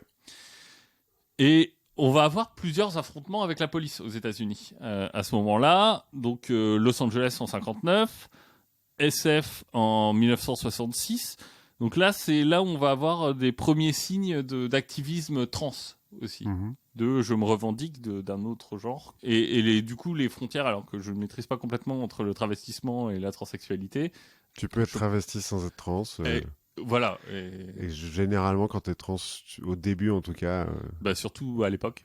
Alors, quand est-ce qu'il y a les premières opérations? Je sais pas si tu Non, ça, je l'ai pas noté. Bon, enfin, Donc là, je parle beaucoup de Los Angeles, de San Francisco, mais c'est pas que sur la côte ouest, hein, puisque la Matakin Society va exister aussi à l'est, avec un homme un peu emblématique de cette organisation qui s'appelle Frank Kameny, qui est à Washington et qui lui s'est fait virer de l'armée parce qu'il a revendiqué sa sexualité. Enfin, ou en tout cas parce qu'on a découvert sa sexualité. Et lui, en fait, ce qu'il dit, c'est pour qu'on soit reconnu dans la société, il faut qu'on arrête le stigma de maladie mentale. Donc en fait, lui, son activisme, il le fait plutôt par des lettres et des colloques vers des psychiatres et des psychologues, en disant il faut arrêter de. Donc c'est pas vraiment de la communication auprès du grand public. L'idée, c'est plus de faire changer en faisant changer un avis médical. Bref, on est à New York, on est en 69, et l'homosexualité est illégale. Hein, puisque on peut être arrêté pour indécence ou obscénité. ce qui veut tout dire. Voilà, indécence et obscénité. En gros, on se fait punir principalement d'une amende Ouais. et d'un bon coup de bâton. Hein. Parce que la police new-yorkaise est pas hyper tolérante. Déjà à l'époque, Déjà à l'époque. ils ont une petite tendance à faire la police avec le bâton. Ouais. Mais il n'empêche que à New York, depuis la Première Guerre mondiale, t'as quelques petites enclaves, dont Greenwich Village, qui abrite une population homosexuelle. Oui, parce que les beatniks, notamment à New York, Allen Ginsberg... Ouais, Allen Ginsberg et William Hillsborough, qui se revendiquent aussi, qui parlent beaucoup d'homosexualité, eux sont dans Greenwich Village. Mais ce qui est marrant, c'est que c'est une culture qui s'est aussi développée, un peu la culture gay underground, s'est aussi développée grâce à la prohibition. La prohibition de l'alcool? Oui, de l'alcool. Parce qu'en fait, c'est un moment où, du coup, toute la culture des bars et tout ça est devenue illégale, donc devenue un peu underground, un peu cachée. Ah ouais, et puis une fois que t'es caché, tu peux faire ce que tu veux dedans, voilà, quoi. Exactement. Ah. Donc en fait, ça a poussé au développement de cette culture un peu cachée. Ils ont récupéré les speakeasy? Alors, pas tout à fait. Les premiers bars gays, c'est un peu des speakeasy. On en reparlera, mais... En gros, on a dit qu'il y a la Beat Generation qui est à Greenwich Village. Cela dit, New York est pas ultra progressiste. Hein. La ville et les autorités de la ville sont pas ultra progressistes. D'autant plus, là, au début des années 60, qu'il y a la perspective de l'Expo universelle de 64. Où on se dit, il faut nettoyer la rue. Ah, d'accord. On va essayer de cacher et de faire partir tout ce qu'on veut pas. Et on va élire notamment un maire qui s'appelle Robert Wagner, si j'ai bien noté, j'arrive bien à me relire, qui veut lui plutôt purger la ville. Alors comment il fait? Il va utiliser notamment ce qu'on appelle en anglais l'entrapment. Et donc il va en fait envoyer des flics sous couverture. Ah, lui aussi, ils aiment bien en fait faire des trucs sous couverture. Et comment on fait? Les flics sous couverture, on va les envoyer dans des lieux qui sont connus un peu pour être fréquentés par la communauté gay. Ils vont se poser là, ils vont discuter avec les gens qui sont là. Et en fait, dès que la conversation commence un peu à tourner un peu genre mais t'es pas mal, tu voudrais pas qu'on rentre ensemble, dès qu'il y a un peu de flirt, en fait, ils arrêtent la personne. Alors, c'est très con. Puis c'est pas efficace du tout, ça doit prendre des heures. Alors, en fait, ça permet aussi d'instiller une sorte de paranoïa. Oui, ça par contre. T'es arrêté pour incitation à commettre des crimes d'indécence ou d'obscénité. Incitation, c'est vraiment le truc dans la loi qui permet à tout, qui permet d'arrêter tout le monde. Exactement. T'as quand même environ 100 personnes par semaine qui sont arrêtées. Mais ça veut dire que t'as des flics qui passent leur soirée à faire ça, quoi. C'est ça. Et qui, s'il faut, sont eux-mêmes homosexuels refoulés, et donc... oui, ou pas, pour qui, au contraire, ça doit être hyper dur, parce qu'ils sont hyper homophobes. En tout cas, ça doit leur retourner la caboche. Bon, le maire d'après, donc il s'appelle Lindsay, lui va arrêter cette politique d'entrapment, parce que bon, c'est quand même pas terrible. Et moralement, c'est quand même un peu dur à justifier. Ouais. Donc il va arrêter ça, mais en fait, même s'il n'y a plus de politique officielle de la part de la police pour arrêter les homosexuels, en fait, il y a un truc qui est un peu plus pervers, c'est que, en gros, l'autorité des licences d'alcool a à peu près toute discrétion pour retirer la licence à un bar. Ah ouais. Et notamment, ils vont fermer les bars qui servent de l'alcool aux homosexuels. Donc c'est pas interdit, mais juste on te retire ta licence. Ouais, donc du coup, après, t'as plus le droit de le faire, quoi. Exactement. Donc tu mets la clé sous la porte. Exactement. Mais en soi, c'est pas interdit. Oui, c'est pervers, ça. Donc en fait, finalement, t'as pas vraiment d'endroit où tu peux te rassembler légalement. Mhm. Ouais, bah oui. Mais t'as une demande. Parce que, en fait, c'est comme la prohibition. Hein. C'est pas parce que t'interdis l'homosexualité qu'elle disparaît. Oui, et puis, ils ont envie de se rencontrer, c'est normal. Et donc, c'est là que va intervenir ce qui est historiquement un grand défenseur des opprimés, la famille Genovese. Les mafieux. Les mafieux qui se disent « Mais attends, Comment ça, il y a un marché? il y a un marché !» Écoute, c'est simple. Nous, on va ouvrir des bars, Mhm. qu'on va ouvrir à la communauté gay. On va payer les flics, Et puis comme ça, parce que ça, on sait faire. Et puis comme ça, on puis on prend une taxe, quoi. Exactement. Et comme ça, on va faire de l'argent. Donc, ils vont ouvrir le 181, par exemple, le Audi Club. En 67, ils vont donc ouvrir le Stonewall. Mhm. Alors, il faut voir un peu ce que c'est. Hein. C'est un petit bar, mais il n'y a pas l'eau courante. Les fenêtres, c'est des planches pour pas qu'on voit à l'intérieur. Oui, bon, ça, à la limite. C'est un taudis. Ouais, ouais. Mais au moins, ils peuvent faire ce qu'ils veulent dedans, quoi. Exactement. Et bon, aussi, la mafia se dit, c'est cool parce que parmi nos clients, il y en a quelques-uns qui sont riches quand même. Et qui ont peut-être pas envie qu'on raconte à tout le monde qu'on les voit dans ce genre de bar. Ah, donc ils les font chanter? Aussi. Ah, les enculés. Parce que j'ai cru que t'allais dire, il y en a qui aiment bien la drogue, donc ils leur vendent de la drogue, tu vois, par exemple. Bon, Bon, un j'imagine marché aussi, quoi. mais Ouais. c'est des lieux qui vont devenir les premiers vrais lieux actifs de la communauté gay, en fait, à New York. Parce que c'est les endroits où on peut se retrouver. Et notamment, ça devient presque une seconde maison pour toute une partie de la population qui est très jeune et dont les parents n'ont pas très très bien accepté l'homosexualité. Oui. Donc qui vivent plutôt dans la rue. Mhm. Et qui sont plutôt contents d'avoir Un endroit où au moins se mettre au chaud pendant quelques heures, quoi. Exactement, et où ils peuvent vivre sans avoir peur, alors sans trop avoir peur. Alors la population du Stonewall au début c'est que des hommes, Mhm. quasiment exclusivement des hommes blancs. Mhm. Et après ça va un peu s'ouvrir, on va laisser rentrer d'abord des femmes, puis des drag queens. Et c'est où à Manhattan? C'est à Greenwich Village, D'accord. Christopher Street, si ça Ouais. parle à des gens. Donc, oui. Bon, alors il y a toujours des raids de la police, hein. Mais généralement on est prévenu. Par les mafieux? En fait, les mafieux, c'est eux qui tiennent le bar. Ouais. Généralement, eux, ils savent quand il y a un raid, donc ils disent bon, ce soir il y a un raid, donc vous rentrez chez vous, nous on va cacher les bouteilles et tout va bien se passer. Ah, ils font pas. Je sais plus, j'ai vu ça dans des films. Enfin, tu vois ça, t'entends dans les films, dans les séries, des trucs où ils font sonner une cloche et tout le monde fait genre non, moi je joue aux cartes et tout, je bois de la bière comme un vrai bonhomme. Ça se passe peut-être comme ça. Je t'avoue que je connais pas tous les détails, mais en gros, en général, ils sont prévenus. Sauf ce 28 juin 69, donc, où en fait, ils sont pas prévenus. Hmm. Ils sont pas prévenus et on sait pas pourquoi. On sait pas pourquoi. Alors, est-ce que c'est la mafia qui a un peu merdé? Mhm. Est-ce qu'en fait, ils en avaient plus grand-chose à foutre? Ou est-ce que c'est les flics qui se sont sentis pousser des ailes? Voilà. Est-ce qu'il y a eu des gens pas corrompus qui ont pu faire triompher la justice en allant harceler des homosexuels? Mhm. Ouais. Ou des flics bourrés qui se sont dit tiens, si on allait taper sur des bicots, ah mince, on en a pas. Bon, Bon, allez. Des juifs? Non, on peut pas, on est à New York. Et du coup, à 1h20 du matin, on a les flics qui rentrent en force. Et là, c'est la panique générale. Mhm. Alors, c'est la panique générale. Du coup, c'est un peu compliqué d'avoir. Enfin, moi, j'ai lu plein de récits de ce moment-là. Et enfin, ils disent tous des trucs différents.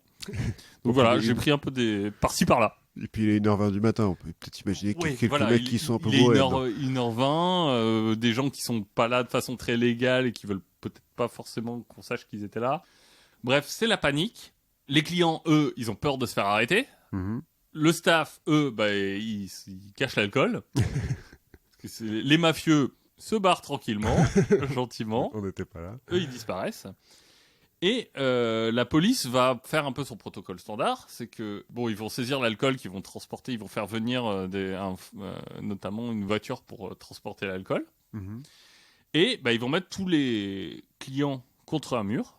Et ils vont leur dire, maintenant, on veut voir votre pièce d'identité. Et puis, ceux qui ont l'air d'être d'un genre différent de ce qui est écrit sur leur carte d'identité, bah, on les arrête, on les emmène au poste.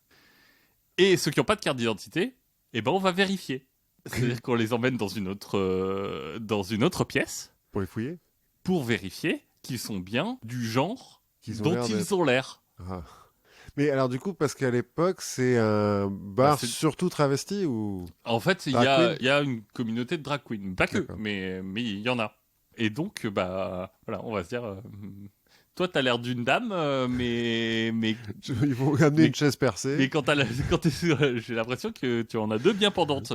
Donc obscénité, donc prison. Bon, ça se passe pas très bien parce que en fait les drag queens, elles disent bah, non, moi je veux pas changer de pièce. Tu m'as l'air très beau et très musclé, mais je vais pas te suivre dans dans une pièce juste tous les deux. Je sais pas ce que tu veux me faire. Donc ça commence à s'agiter. Les autres clients en profitent aussi pour essayer de se barrer.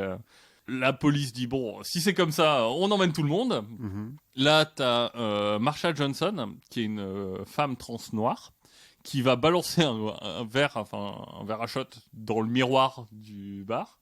C'est pas l'eau courante, mais bon, c'est un bar quand même, le miroir. Donc caméra, ouais, logique. Bref, là, ça commence à être le bordel à l'intérieur. À l'extérieur, tu vas avoir une foule qui va s'organiser. Une foule qui va s'organiser, des clients en fait qui se sont barrés et qui restent un peu autour en se disant bon bah, j'ai des potes à l'intérieur. Ouais, attends, voir ce qui se passe et puis Voilà. qui essaye d'avoir l'air le plus anonyme possible. Anonyme et hétéro possible. On va avoir une jeune femme qui s'appelle Storm de Larverie, qui est un peu, moi ce que j'ai lu c'est qu'on la surnomme un peu la Rosa Parks de la communauté lesbienne, Mhm. qui va commencer à haranguer la foule. Bon, la police elle est pas contente, hein. Et quand police pas contente, police matraque. Donc elle va se prendre des coups, ils vont vouloir l'emmener dans un fourgon et elle va se mettre à gueuler. Mais pourquoi est-ce que vous faites rien vous autres? Aux gens aux troupes, enfin aux gens qui sont amassés. Quoi. Aux gens qui sont ramassés, qui regardent. Ça va mettre un petit peu le feu aux poudres. Donc les flics vont être, on va leur balancer des bouteilles, on va leur balancer des pièces, on va leur balancer des pavés. Voilà, sur des flics qui sont finalement en infériorité numérique. Mhm. C'est le bordel. On va crever les pneus des voitures et du fourgon.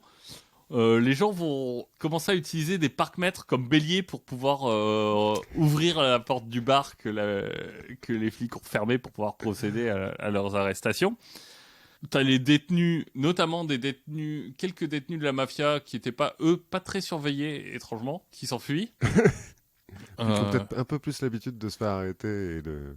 La police va refluer dans le bar, en fait, auquel les gens vont commencer à vouloir mettre le feu. Enfin, parce qu'on a ce qu'on appelle la Tactical Police Force, donc une sorte de GIGN de l'époque, qui arrive et en fait qui sont hués par la foule, qui sont moqués par la foule. Bref, ils se font un peu humiliés. C'est un peu l'humiliation. Il va y avoir des combats. Ça va durer en gros jusqu'à 4h du matin. À 4h du matin, les gens sont à peu près dispersés. Le bar est complètement ruiné. Mhm. Tout le monde rentre. T'as pas mal de gens qui vont aller à l'hôpital, notamment des flics. Mhm. T'as une poignée de flics qui va être blessée. Et dès le lendemain, bah, les gens reviennent. Les clients Les clients et en fait la communauté gay de Greenwich Village va se rassembler un peu spontanément autour du Stone Moon Inn. Et ça tombe bien parce que le bar est réouvert. Le mafieux est efficace. Voilà, on va pas se laisser abattre.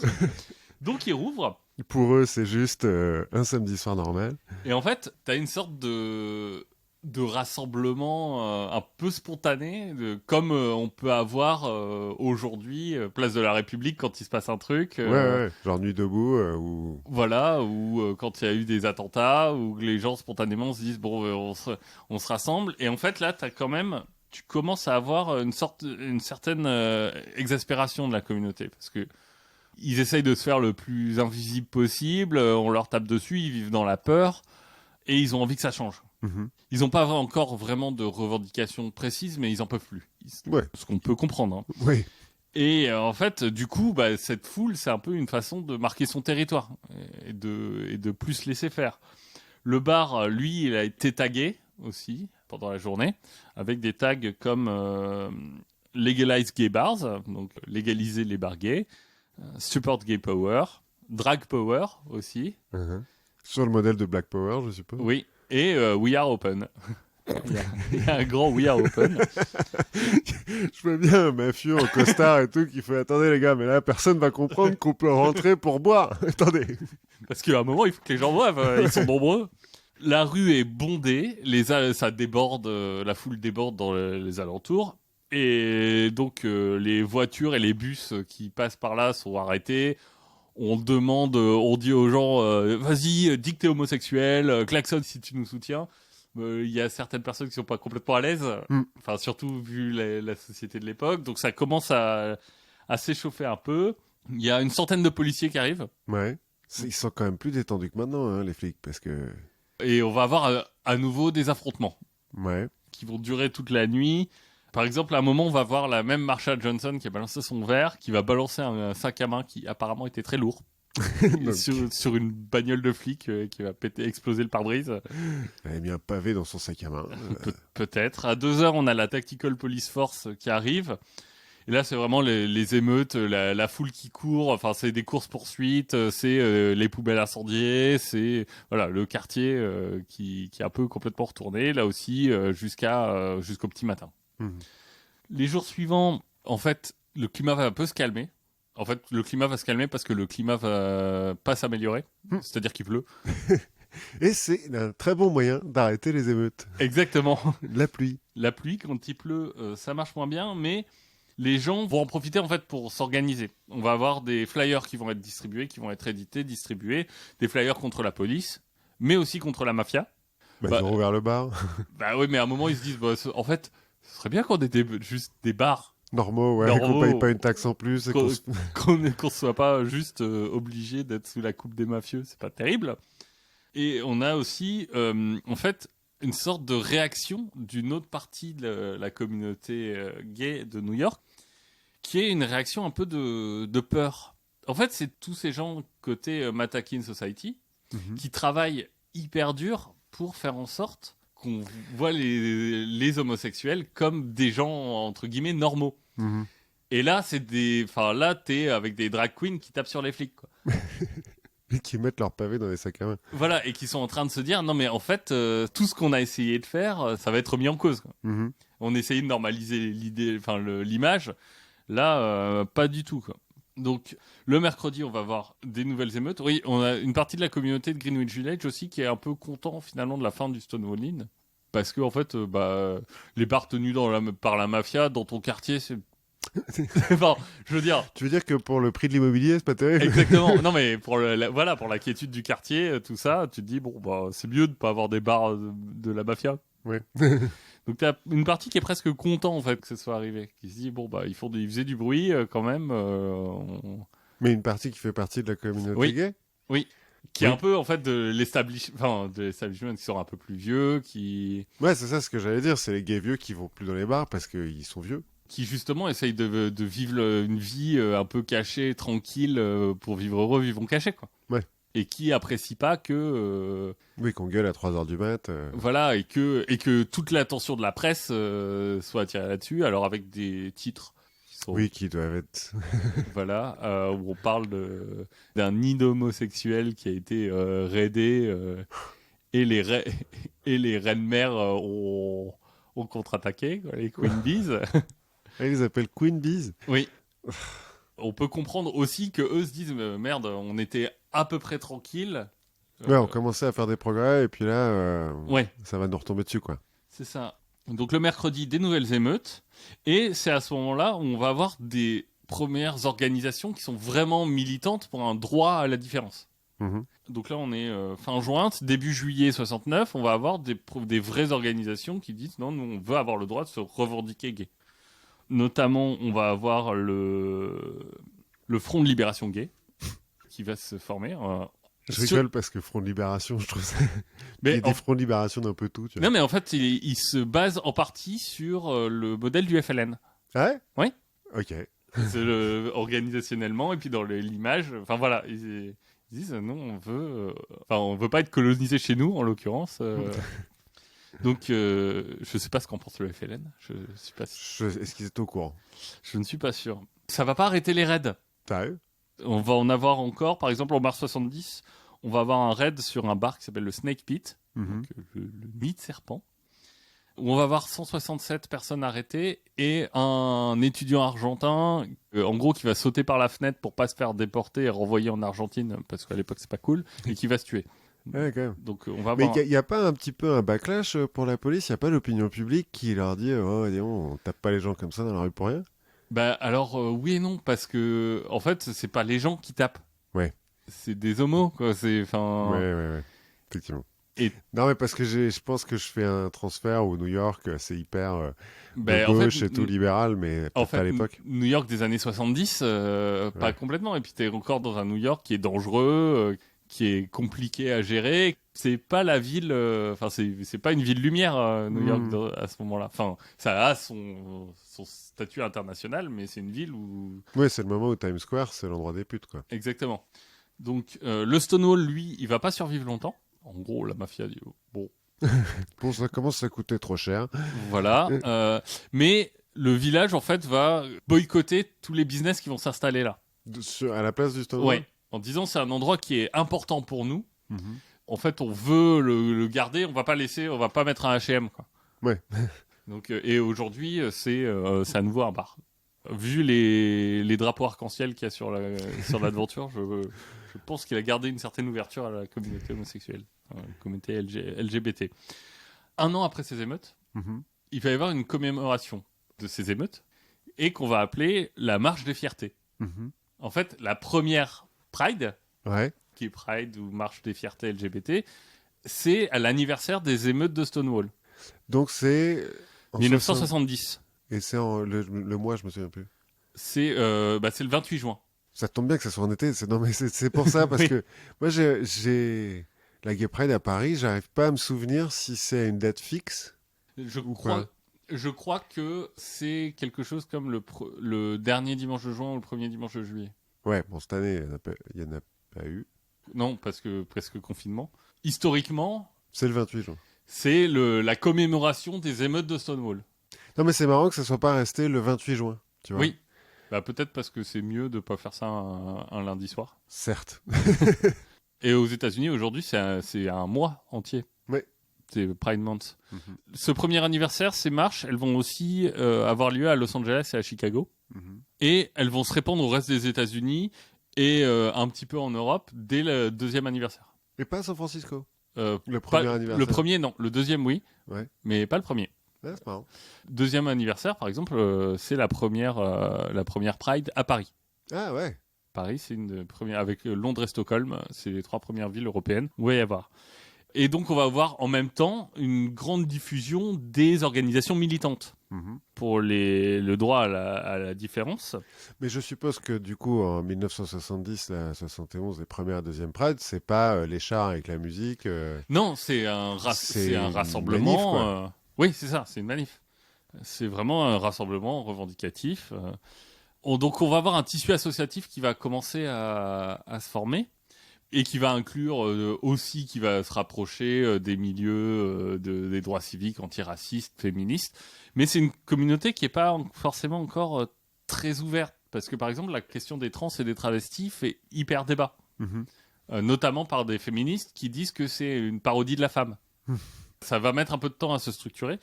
Non, mais et je me demande même si est-ce que gays et lesbiennes se rassemblent sans problème. Alors oui, ce qui n'était pas le cas au début, puisque au début c'était très séparé. Mhm. Là oui, parce que même au Stonewall, même à Greenwich, en fait, les deux Ouais. communautés étaient un peu intégrées. Et c'est aussi, en fait, le vrai tournant de la culture LGBT. C'est-à-dire que c'est le moment où on passe d'une revendication à l'existence par l'invisibilité Mhm. à une revendication de sa différence. Mhm. C'est le moment où on se dit non mais on va plus se cacher, un peu comme si tu veux, un peu comme avec les juifs. C'est le moment où on se dit bon bah en fait ça va pas marcher tout seul. Ouais, ça, C'est pas en se faisant petit que tout va se passer. Non, il faut qu'on se batte, il faut qu'on s'organise et qu'on s'affirme. Ouais. qu'on s'affirme et qu'on n'ait pas honte de qui on est. Et on va avoir aussi des gens qui vont dire, des gens de la Matakin Society qui vont dire, bah nous en fait, ok, on s'est trompé. Quoi. Ouais. Après, je pense que c'est une histoire d'équilibre des pouvoirs et tout, et puis l'époque, quoi. C'est même un tournant, enfin, pas que politique ou dans la façon de s'organiser, mais vraiment culturel. C'est-à-dire qu'il y a un vrai changement, par exemple, dans la littérature. Dans la littérature gay, qui est une littérature underground au début, bah, avant Stonewall, t'as beaucoup d'histoires, un qui se termine mal, et deux où t'as vraiment le thème de la honte et de ce rejet de soi-même qui sont hyper présents. Et c'est marrant parce que, tu vois, Burroughs, dont on parlait Oui. tout à l'heure, j'ai lu Le Festin nul il y a 2-3 mois, où effectivement, il y a beaucoup de rejet de soi-même, de haine presque des autres homosexuels et du fait d'avoir des relations homosexuelles. Stonewall, c'est vraiment le moment où on se dit non, en fait, on a le droit, c'est normal, on n'a pas à se cacher, et c'est quelque chose qu'on peut revendiquer. Donc c'est enfin voilà. Alors j'ai essayé de trouver, mais comme en fait, comme il n'y a pas de vraie loi contre les bars gays, comme c'est plus non mais c'est de la pratique en fait. Ouais. Donc j'ai pas réussi à trouver le moment où vraiment ça va basculer, ça va se normaliser. Il n'y a pas de vraie date où on dit bah, à partir d'aujourd'hui c'est bon. Mais en gros, la situation va aller en s'améliorant, hein, même s'il y a encore du boulot. Il faut savoir que même si aujourd'hui bah, on a une acceptation de l'homosexualité qui est globalement dans les pays occidentaux, il y a une forte tolérance, il faut savoir que tu as quand même 75 pays où un acte sexuel entre adultes consentants du même sexe est un délit. Dans le monde? Dans le monde, il y a 75 pays, dont, alors, les chiffres varient, j'ai vu plusieurs chiffres, je vais prendre le plus faible au moins, donc tu as 7 pays où c'est passible de mort. Donc, on va faire un peu de name and shame. Hein. Ouais, vas-y. Si vous voulez partir en vacances en Afghanistan, en Iran, en Mauritanie, en Arabie Saoudite, au Soudan ou au Yémen, bah, y allez pas avec votre partenaire du même sexe. Ouais. Bon, même si c'est pas forcément des pays où le tourisme est très développé. Hein. Le Yémen en ce moment, de toute façon, j'irais pas, moi. Et même dans des pays où c'est légal, il y a des pays où tu peux encore être vraiment persécuté, tabassé. Enfin, par exemple, au Brésil, encore aujourd'hui, tu as une vraie culture de on va tabasser des homosexuels. Hein, c'est tout à fait normal. Mais encore à Paris, là, la semaine dernière, il y a un bar gay qui a été tagué par des fachos. Oui, enfin voilà, on n'est pas encore à une normalisation. Il faut savoir que, par exemple, les thérapies de conversion, donc pour redevenir hétéro, bah, elles sont illégales que dans 3 pays d'Europe. Sérieux? Oui. En France, c'est autorisé? Alors, il y a un avis de l'Union européenne qui dit globalement c'est mal, mais il n'y a que 3 pays où c'est interdit, qui sont l'Allemagne, Malte et l'Albanie. Ah. J'aurais pas parié sur l'Albanie. Ouais, moi non plus, mais il se trouve que... Voilà, pourquoi pas. Il se trouve que là, quand on parle de thérapie de conversion, ok, il y a des choses qui sont... Enfin voilà, où c'est de la torture un peu mentale. Il y a quand même... j'ai lu, alors plus trop maintenant, hein, mais à un moment, la thérapie de conversion, ça se faisait à base de piqûres de glace et de lobotomie. T'as quand même environ 1000 personnes qui ont été lobotomisées au pic à glace pour faire changer leur sexualité. Sachant que au pic à glace ou par de la torture mentale, ça ne sert à rien. Ça ne marche pas. Non, alors, je pense que ça ne marche pas. Je t'avoue que j'ai pas lu de... Bah, non, ça peut pas marcher. En fait, après, t'as des gens qui peuvent se forcer à voilà, après, avoir des relations avec, tu peux te forcer et ne plus avoir de relations homosexuelles. Mais est-ce que ça marche? Est-ce que ça, c'est dire que ça marche? Je ne pense pas. Ça te rend pas heureux, à mon avis. Non, ouais, c'est ça. En tout cas, t'as pas une vie épanouie après. Donc voilà, l'histoire qui s'est écrite dans un bar. Il faut se rappeler que c'est des gens qui en ont eu marre un soir dans un bar. C'est là que le mouvement, en tout cas d'émancipation homosexuelle, est né. Eh bien, comme quoi l'alcool aura aidé aussi à ça. C'est ça. Entre tous les bienfaits que l'alcool a donné à l'humanité. Pour finir rapidement, comme on est dans une année qui est quand même pas folle pour l'instant, 2020, bon, on a fait la moitié, on a vu mieux. Ouais, bilan à mi-parcours, pas top. Pas top, peut mieux faire. Je me suis demandé quelle était, enfin, je suis tombé sur un article aussi, mais je me suis demandé quelle était la pire année de l'histoire de l'humanité.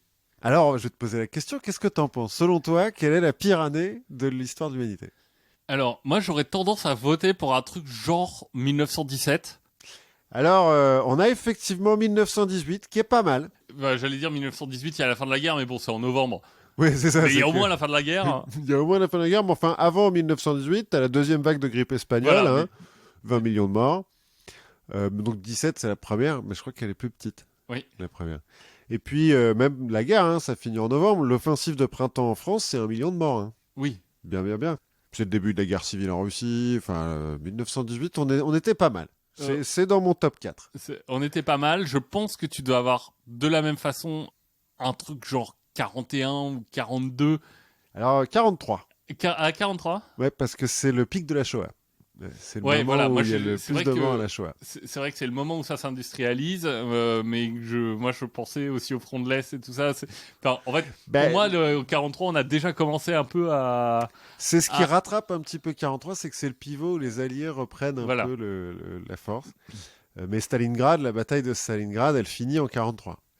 Donc tu dois avoir le pic de la peste aussi. Voilà, exact. 1349, pic de l'épidémie de peste noire, 25 millions de morts. Et tu dois avoir des tremblements de terre aussi à ce En moment-là. 1349 ? Ouais, non, je sais pas. Pas que je... Non, et puis peut-être quelques années de grands tremblements de terre. Alors, la pire année, parce que donc là, pas mal, hein, sur les 4, là, bon, à une année près, hein, Oui. 1917, 1918, bon, pareil, une année... Oui. Mais donc 1349, c'était pas mal, hein, la peste noire et tout. Puis pour les Juifs, par exemple, en Europe, c'est vraiment une sale année. Hein, À un moment, il faut un bouc émissaire. Ouais, mais alors là, ils prennent vraiment cher. Non, selon les historiens, la pire année de toute l'histoire de l'humanité, c'est 536 après Jésus-Christ. D'accord. Où c'est pas des tremblements de terre, c'est des éruptions volcaniques. En fait, il y a 3 éruptions volcaniques cette année-là, une en Islande, une en Indonésie et une en Papouasie-Nouvelle-Guinée. D'accord. Et du coup, tu peux plus prendre l'avion. Voilà, tu peux plus aller à New York. À New York et à Cancun, et c'est compliqué, quoi. Non, en fait, à cause de ces 3 éruptions, on a 18 mois d'hiver volcanique. C'est-à-dire pas de soleil et des pluies acides. De l'acide sulfurique, en pratique, qui tombe du ciel. T'as un type qui est un haut placé dans l'Empire byzantin, qui dit cette année, c'est quand même bizarre, parce que le soleil est presque bleu quand on le voit, et les gens n'ont pas d'ombre dans la rue. Et donc, rien ne pousse, hein, forcément. Parce que, oui. En gros, t'as encore le soleil. Hein. Il dit, c'est pas une éclipse. On sait que c'est pas une éclipse parce qu'il y a quand même nuit et jour. Mais la nuit, on voit pas les étoiles. Et le jour, donc, le soleil est bleu. Et ça va durer 18 mois, cette histoire. Ça va faire de cette année, ça va faire baisser cette année-là les températures de 2,5 degrés, les températures moyennes. Voilà le réchauffement climatique. Un volcan, tranquille. Il va neiger au mois d'août en Chine. Et puis c'est mondial, hein. C'est vraiment partout en même temps. Ça va provoquer la décennie la plus froide des 2000 dernières années, hein, quand tu regardes dans les carottes de glace et tout machin. Ça va provoquer des famines. Alors dans ce que j'ai lu, hein, je suppose dans à peu près tous les pays, mais en Irlande, tu as tous les endroits où ils disent on n'a pas de pain. En Scandinavie, tu as les rois scandinaves qui se disent on a offensé les dieux et qui vont jeter tout leur or dans la mer. Au Pérou. Mais ça marchait. Bah oui, au bout d'un moment, ça s'est arrêté. Au Pérou, en Chine, au Japon, tu as un décret impérial où l'empereur rappelle que la nourriture est plus importante que l'or. En Italie, donc, dans l'Empire byzantin. Alors, je dis en Italie donc parce que ça a provoqué l'enlisement de la guerre d'ego qui se passe en Italie. Hein, oui. Les Ostrogoths et tout. Enfin, c'est le bordel. Rome se fait prendre 3 fois. Il y a 2 papes différents cette année-là. Enfin, ça n'arrange rien, en fait, qu'il n'y ait plus de soleil quand les mecs sont en train de se taper dessus. Et à un moment donné, tu as un des rois comme ça, là, enfin des rois visigoths, qui assiège Rome et qui est obligé d'arrêter parce qu'il n'y a plus de bouffe. Nulle part. Nulle part, ni à l'intérieur, ni à l'extérieur. Ça va provoquer le déclin de l'Empire sassanide en Perse, le déclin de la ville de Teotihuacan au Mexique, qui est à l'époque la plus grande ville d'Amérique. Oui. Une période pas top pour Byzance, même si c'est l'époque de l'empereur Justinien, qui est plutôt un empereur byzantin qui a bien marché. Ça va empêcher les traductions entre le grec et le latin pendant 300 ans. Et ça provoque le Moyen-Âge, quoi. D'accord. Ah oui, ce qu'on entend par le Moyen-Âge où il fait noir et où tu as rajouté un filtre boue sur toutes les villes. ça provoque un petit peu ça. Et puis tu sais, tout le côté où on te dit en Europe, genre en France, en Allemagne, etc., on a perdu la technologie de l'Antiquité. Oui. C'est à cause de ça. C'est à cause de on va plus en Europe, il n'y a plus de bouffe nulle part. On va pas se faire chier à prendre un bateau en plus. Ça va provoqué le début des invasions mongoles en Europe, parce que ils ont plus rien à bouffer dans les steppes, donc ils se déplacent, quoi. Ouais, c'est ça. Notamment les Avars. Bon, une peuplade de l'époque qui va envahir ce qui maintenant est la Hongrie, plus ou moins. Ça va en Inde provoquer l'effondrement de l'empire Gupta. Et finalement, ça va permettre, 4 ans plus tard, le début de la peste de Justinien, qui est aussi une peste bubonique, 25 millions de morts. Ouais, bah. Voilà. Donc les historiens sont à peu près d'accord pour dire que 536... C'est pire que 2020. c'est pire que 2020, et c'est la pire année de l'humanité. Voilà, un peu de courage Voilà. et d'optimisme. Il y a toujours pire ailleurs. Moi, on va parler de sujets plus agréables. Hein. On a déjà parlé un peu de nos amis biologistes et de leur manie de manger des trucs. Là, on va parler un peu différent. Alors, on sait que les scientifiques, ils aiment bien inventer plein de trucs, mais notamment des échelles. Oui. Hein, on a par exemple l'échelle de Scoville sur les piments, On en a parlé ce week-end. L'échelle de Richter sur... sur les tremblements de terre. Et est-ce que tu connais l'échelle de Schmitt? Non. L'échelle de Schmitt, c'est l'échelle de douleur provoquée par la piqûre d'un insecte. Voilà, elle va de 0 à 4. Ah, c'est tout? Voilà. Et ce qui est bien, c'est que en fait, Schmitt, quand il a écrit son échelle, en fait, il l'a documenté avec plusieurs espèces et il a été un peu plus loin. Donc c'est presque parfois un peu, tu sais, comme tu lis un manuel d'œnologie. Parce qu'il décrit la douleur. Les variations dans la Tu douleur. vois, par exemple, à 4, tu vas avoir la fourmi pistolet. Alors, il décrit la douleur et il dit c'est comme marcher sur des charbons ardents avec un clou rouillé de 10 cm dans le talon. Donc il s'est fait piquer sur le talon. Alors, non, il s'est pas fait piquer sur le talon. Mais c'est une bonne question et on va y revenir. Il parle aussi de la guêpe guerrière. Donc, Sinoeca septentrionalis. Donc, son entrée, là aussi à 4, hein, il dit donc torture. Vous êtes enchaîné dans l'écoulement d'un volcan actif. Pourquoi fais-je cette liste? Parce qu'en plus, je suppose qu'il teste sur lui-même, le mec. Bah oui. Oui, bien sûr. Mais comme tu disais, il y a un facteur important qui est est-ce que tu t'es fait piquer sur le talon ou pas? Et ça, c'est une question que s'est posée un étudiant de Cornell. Donc, il s'appelle Michael Smith. Il s'est pas posé cette question tout seul. Parce que, voilà, les belles histoires scientifiques, les belles histoires des grandes avancées de la science commencent toujours par une petite histoire dans la grande histoire. Donc là, il travaille, donc lui, il est spécialiste des abeilles. Et donc, il travaillait à Cornell. Donc, Cornell, c'est nord-est des États-Unis. Il faisait un peu chaud dans le labo, donc il était en short. Short, donc il béait un peu. Une abeille a profité pour s'engouffrer dans son short et pour le piquer sur une testicule. Oh, putain, même une abeille normale, ça doit faire le travail. Et donc, il s'est posé la question, mais où est-ce que ça fait le plus mal de se faire piquer par une abeille? Alors, notre ami est scientifique, mais se pose quand même une question, c'est comment expérimenter? Oui, bah oui. Alors, il se rend compte d'une petite faille dans l'expérimentation, c'est que à Cornell, en fait, il n'y a pas de règles éthiques sur l'auto-expérimentation. Sérieux? Oui. C'est-à-dire que, en fait, on considère que si tu expérimentes sur toi-même, tu es complètement conscient des risques et informé, et donc il n'y a pas lieu d'avoir une revue éthique. Ouais, c'est vrai. Ça me fait penser que j'ai oublié de dire qu'en 43, ça peut pas être la plus mauvaise année de l'humanité, parce que c'est là où on a inventé le LSD. Ah. Enfin, où Hoffman, en fait, a testé le LSD sur lui-même et a fait « Ouh, mais c'est cool !» C'est ma meilleure après-midi. Parce qu'il est rentré en vélo après. Oui. Et donc, ce qu'il décide, c'est d'être son propre cobaye. Mais on va faire les choses bien. Hein. C'est-à-dire qu'il va il va prendre une espèce d'abeille qui ne meurt pas quand elle te pique. Oui, c'est mieux. Quand C'est même, bien c'est éthique. Et donc, il va se faire piquer 5 fois par jour, toujours entre 9h et 10h.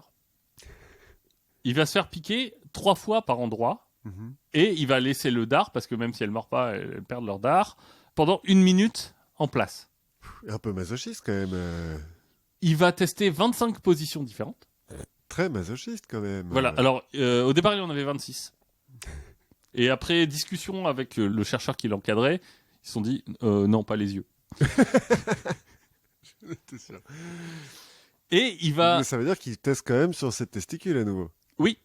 Bien. Et il va tester comment on fait en fait pour savoir où ça va. En fait, il va faire finalement quelque chose qui est très commun quand tu parles de douleur, c'est une auto-évaluation. Il va noter ça sur une échelle de 1 à 10. Ok. Alors, ça paraît très subjectif, mais en général, c'est comme ça qu'on fait pour mesurer la douleur. C'est une auto-évaluation. Donc, il va faire ça et il va faire les résultats. Alors, j'ai imprimé pour moi ma petite carte avec les résultats. Donc, on va pouvoir jouer un peu avec où est-ce que ça fait le plus. Alors, où est-ce que ça fait le moins mal? Dans le dos? Alors, c'est pas dans le dos. En fait, ça fait le moins mal sur le haut du crâne. Ah ouais. Alors, lui dit que ça fait un peu comme si on t'écrasait un œuf. Ah ouais. Moi, je dis dans le dos parce que je me suis dit que c'était comme le tatouage, tu vois. Alors, haut du crâne et biceps. Ah ouais. C'est là où ça fait le moins mal. Haut du crâne et biceps, tous les deux ont une note de 2,3. Ok. Ben non, plus intéressant, où est-ce que ça fait le plus mal? J'aurais tendance à dire sur les testicules, mais je suis un homme. Ou sur le bout du gland. Est-ce qu'il a testé? Alors, il n'a pas testé le bout du gland, mais il a testé son pénis. Mhm. Et effectivement, le pénis, c'est parmi les 3 endroits qui font le plus mal. Ça fait plus mal que sur les testicules. Pas beaucoup, hein, 7,3 contre 7. Mais c'est pas là où ça fait le plus mal.